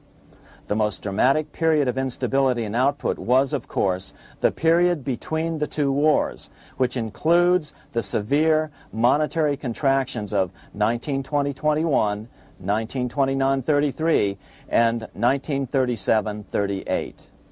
No other 20-year period in American history contains as many as 3 such severe contractions. This evidence persuades me that at least a third of the price rise during and just after World War I is attributable to the establishment of the Federal Reserve System, and that the severity of each of the major contractions, 1920-21, 1929-33, and 1937-38, is directly attributable to acts of commission and omission by the reserve authorities. Any system which gives so much power and so much discretion to a few men so that mistakes, excusable or not, can have such far-reaching effects is a bad system. It is a bad system to believers in freedom just because it gives a few men such power without any effective check by the body politic. This is the key political argument against an independent central bank. To paraphrase Clemenceau, money is much too serious a matter to be left to the central bankers. We must learn from our history before it is too late. Why can't politicians control the federal debt? Because all our money is created out of debt. Again, it's a debt money system. Our money is created initially by the purchase of U.S. bonds. The public buys bonds like savings bonds, the banks buy bonds, foreigners buy bonds, and when the Fed wants to create more money in the system, it buys bonds, but pays for them with a simple bookkeeping entry which it creates out of nothing. Then this new money, created by the Fed, is multiplied by a factor of 10 by the banks thanks to the fractional reserve principle. So although the banks don't create currency, they do create checkbook money or deposits by making new loans. They even invest some of this created money. In fact, over $1 trillion of this privately created money has been used to purchase U.S. bonds on the open market, which provides the banks with roughly $50 billion in interest, risk-free, each year, less the interest they pay to some depositors. In this way, through fractional reserve lending, banks create over 90% of the money and therefore cause over 90% of our inflation. What can we do about all this? Fortunately, there's a way to fix the problem fairly easily, speedily, and without any serious financial problems. We can get our country totally out of debt in 1 to 2 years by simply paying off these U.S. bonds with debt-free U.S. notes, just like Lincoln issued. Of course, that by itself would create tremendous inflation, since our currency is presently multiplied by the fractional reserve banking system. But here's the ingenious solution, advanced in part by Milton Friedman, to keep the money supply stable and avoid inflation and deflation while the debt is retired. As the Treasury buys up its bonds on the open market with U.S. notes, the reserve requirements of your hometown local bank will be proportionally raised, so the amount of money in circulation remains constant. As those holding bonds are paid off in U.S. notes, they will deposit this money, thus making available the currency then needed by the banks to increase their reserves. Once all the U.S. bonds are replaced with U.S. notes, banks will be at 100% reserve banking instead of the fractional reserve system currently in use. From this point on, the former Fed buildings will only be needed as a central clearinghouse for checks and as vaults for U.S. notes. The Federal Reserve Act will no longer be necessary and could be repealed. Monetary power can be transferred back to the Treasury Department. There would be no further creation or contraction of money by banks. By doing it this way, our national debt can be paid off in a single year or so, and the Fed and fractional reserve banking abolished without national bankruptcy, financial collapse, inflation or deflation, or any significant change in the way the average American goes about his business. To the average person, the primary difference would be that for the first time since the Federal Reserve Act was passed in 1913, taxes would begin to go down. Now there's a real national blessing for you, rather than for Hamilton's banker friends. Now let's take a look at these proposals in more detail. Here are the main provisions of a Monetary Reform Act which needs to be passed by Congress. We've drafted a proposed Monetary Reform Act which follows at the end of this tape. Of course, variations with the same results would be equally welcome. 1. Pay off the debt with debt-free U.S. notes. As Thomas Edison put it, if the U.S. can issue a dollar bond, it can issue a dollar bill. They both rest purely on the faith and credit of the United States government. This amounts to a simple substitution of one type of government obligation for another. One bears interest, the other doesn't. Federal Reserve notes could be used for this as well, but could not be printed after the Fed's abolished as we propose, so we suggest using U.S. notes instead. 2. Abolish fractional reserve banking. As the debt is paid off, the reserve requirements of all banks and financial institutions would be raised proportionally at the same time to absorb the new U.S. notes, which would be deposited and become the bank's increased reserves. Towards the end of the first year of the transition period, the remaining liabilities of financial institutions would be assumed or acquired by the U.S. government in a one-time operation. In other words, they too would eventually be paid off with debt-free U.S. notes in order to keep the total money supply stable. At the end of the first year or so, all of the national debt would be paid, and we could start enjoying the benefits of full reserve banking. The Fed would be obsolete, an anachronism. 3. Repeal the Federal Reserve Act of 1913 and the National Banking Act of 1864. These acts delegate the money power to a private banking monopoly. They must be repealed, and the money power handed back to the Department of Treasury, where they were initially under President Abraham Lincoln. No banker or person in any way affiliated with financial institutions should be allowed to regulate banking. After the first two reforms, these acts would serve no useful purpose anyway, since they relate to a fractional reserve banking system. 4. Withdraw the U.S. from the IMF, the BIS, and the World Bank. These institutions, like the Federal Reserve, are designed to further centralize the power of the international bankers over the world's economy, and the U.S. must withdraw from them. Their harmless functions, such as currency exchange, can be accomplished either nationally or in new organizations limited to those functions. Such a monetary reform act would guarantee that the amount of money in circulation would stay very stable, causing neither inflation nor deflation. Remember, for the last 3 decades, the Fed has doubled the American money supply every 10 years. That fact and fractional reserve banking are the real causes of inflation and the reduction in our buying power, a hidden tax. These and other taxes are the real reasons both parents now have to work just to get by. The money supply should increase slowly to keep prices stable, roughly in proportion to population growth, about 3% per year, not at the whim of a group of bankers meeting in secret. In fact, all future decisions on how much money will be in the American economy must be made based on statistics of population growth and the price level index. The new monetary regulators and the Treasury Department, perhaps called the Monetary Committee, would have absolutely no discretion in this matter except in time of declared war. This would ensure a steady, stable money growth of roughly 3% per year, resulting in stable prices and no sharp changes in the money supply. To make certain the process is completely open and honest, all deliberations would be public, not secret, as meetings of the Fed's Board of Governors are today. How do we know this will work?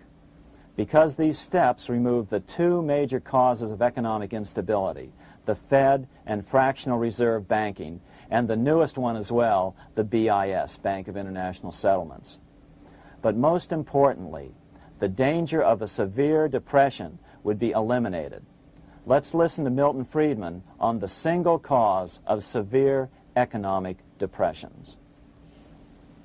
I know of no severe depression in any country or any time that was not accompanied by a sharp decline in the stock of money, and equally of no sharp decline in the stock of money that was not accompanied by a severe depression. Issuing our own currency is not a radical solution. It's been advocated by Presidents Jefferson, Madison, Jackson, Van Buren, and Lincoln. But it's been used at different times throughout Europe as well. Perhaps the best example is one of the small islands off the coast of France in the English Channel. Called Guernsey, It's been using debt-free money issues to pay for large building projects for nearly 200 years. Here we are on Guernsey, and this is the Guernsey flower and vegetable market.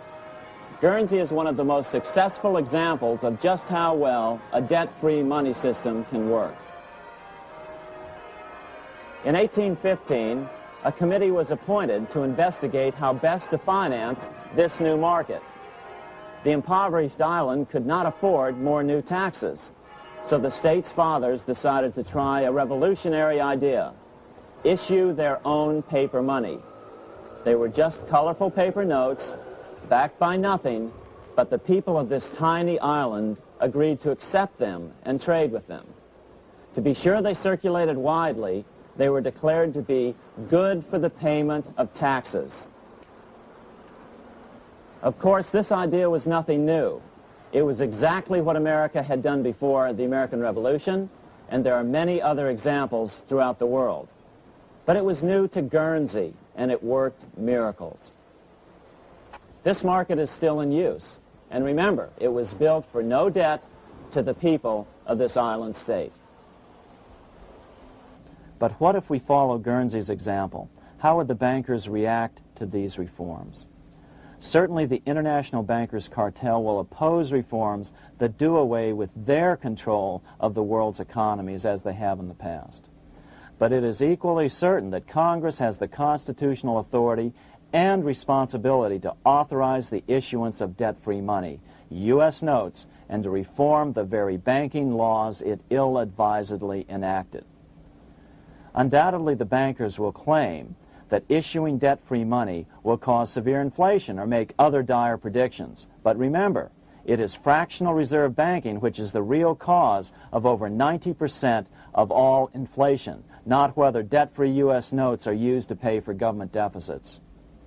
In the current system, any spending excesses on the part of Congress are turned into more debt bonds, and the 10% purchased by the Fed are then multiplied many times over by the bankers, causing over 90% of all inflation. Our fractional reserve and debt-based banking system is the problem. We must ignore its inevitable resistance to reform and remain firm until the cure is complete. As the director of the Bank of England in the 1920s, Sir Josiah Stamp put it, referring to this modern fractional reserve banking system, "Banking is conceived in iniquity and born in sin. Bankers own the earth. Take it away from them, but leave them the power to create money and control credit, and with the flick of a pen, they will create enough money to buy it back again. Take this great power away from the bankers, and all great fortunes like mine will disappear, and they ought to disappear, for this would be a better and happier world to live in. But if you want to continue the slaves of bankers and pay the cost of your own slavery, let them continue to create money and to control credit." Americans are slowly figuring this out. Today, over 3,200 cities and counties have endorsed the proposal of a non-profit organization called Sovereignty. The Sovereignty movement calls for Congress to authorize the Secretary of the Treasury to issue $90 billion per year of U.S. notes, not Federal Reserve notes nor debt-based bonds, to loan money interest-free to cities, counties, and school districts for needed capital improvements. Remarkably, and to their praise, the Community Bankers Association of Illinois, representing 515 member banks, has endorsed this sovereignty proposal, a good step in the right direction. As Milton Friedman has repeatedly pointed out, no severe depression can occur without a severe contraction of money. In our system, only the Fed, the Bank of International Settlements, with U.S. bankers' cooperation, or a combination of the largest Wall Street banks could cause a depression. In other words, our economy is so huge and resilient, a depression just can't happen by accident. Unless we reform our banking system, they will always have that power. They can pull the plug on our economy anytime they choose. The only solution is to abolish the Fed and the fractional reserve banking system and withdraw from the BIS. Only that will break the power of the international bankers over our economy. And keep in mind, a stock market crash itself cannot cause a severe depression. Only the severe contraction of our money supply can cause a severe depression.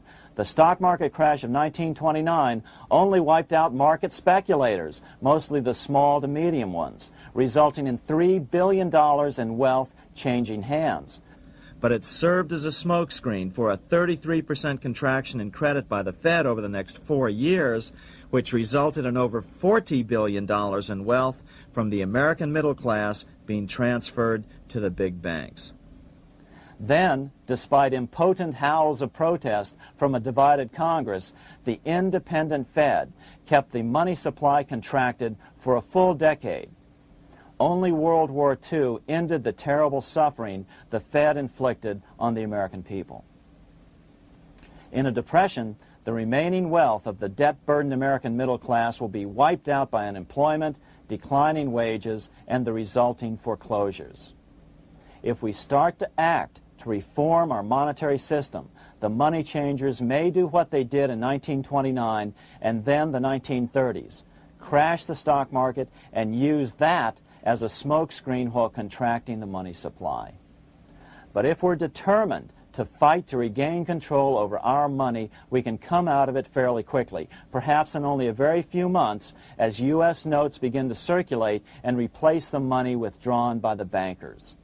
The longer we wait, the greater the danger we'll permanently lose control of our nation.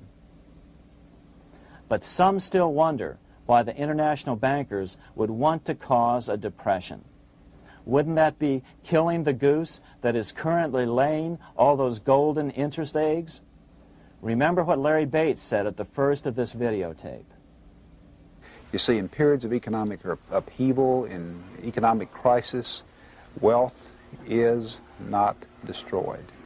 It is merely transferred. Do we have any hints as to what the money changers have in store for us? Here's what David Rockefeller, the chairman of Chase Manhattan Bank, the largest Wall Street bank, had to say.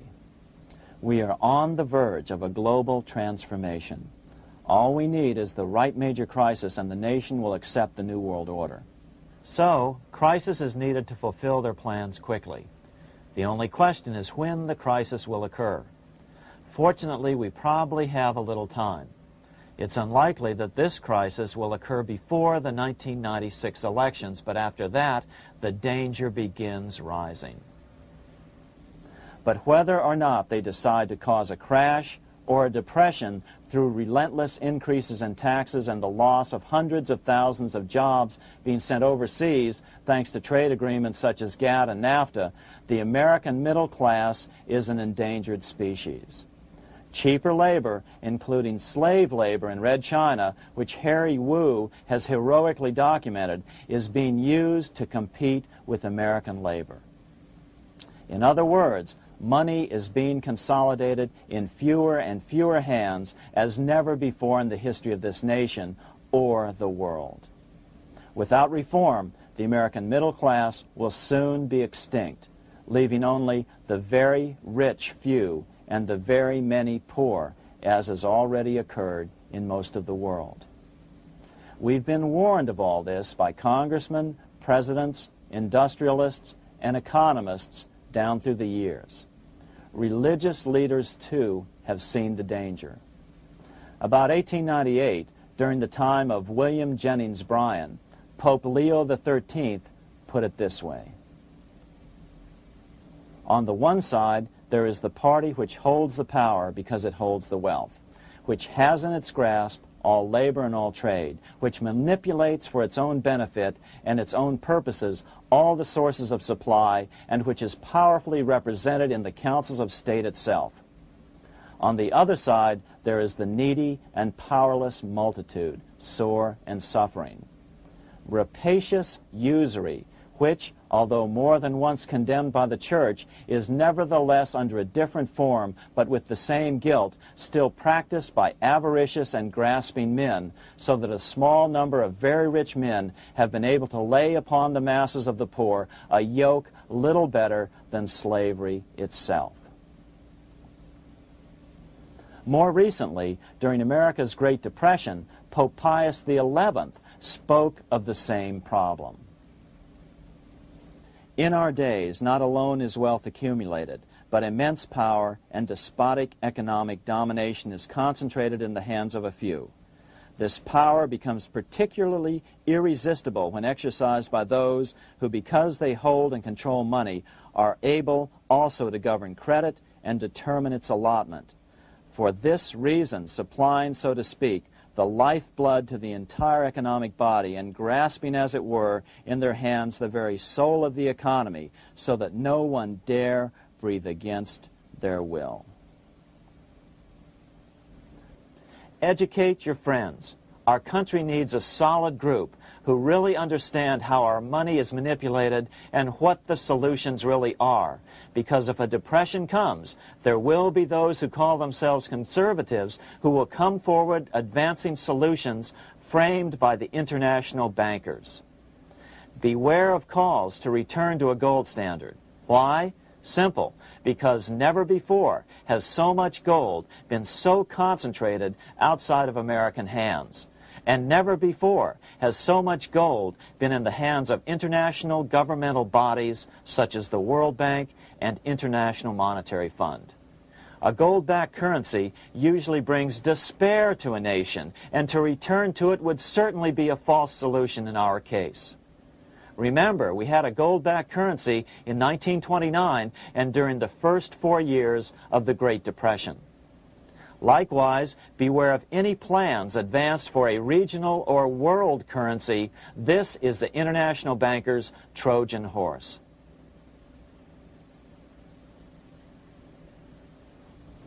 Educate your member of Congress. It only takes a few persuasive members to make the others pay attention. Most congressmen just don't understand the system.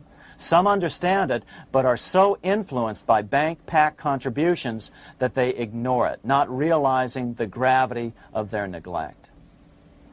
We hope we've made a valuable contribution to the national debate on monetary reform.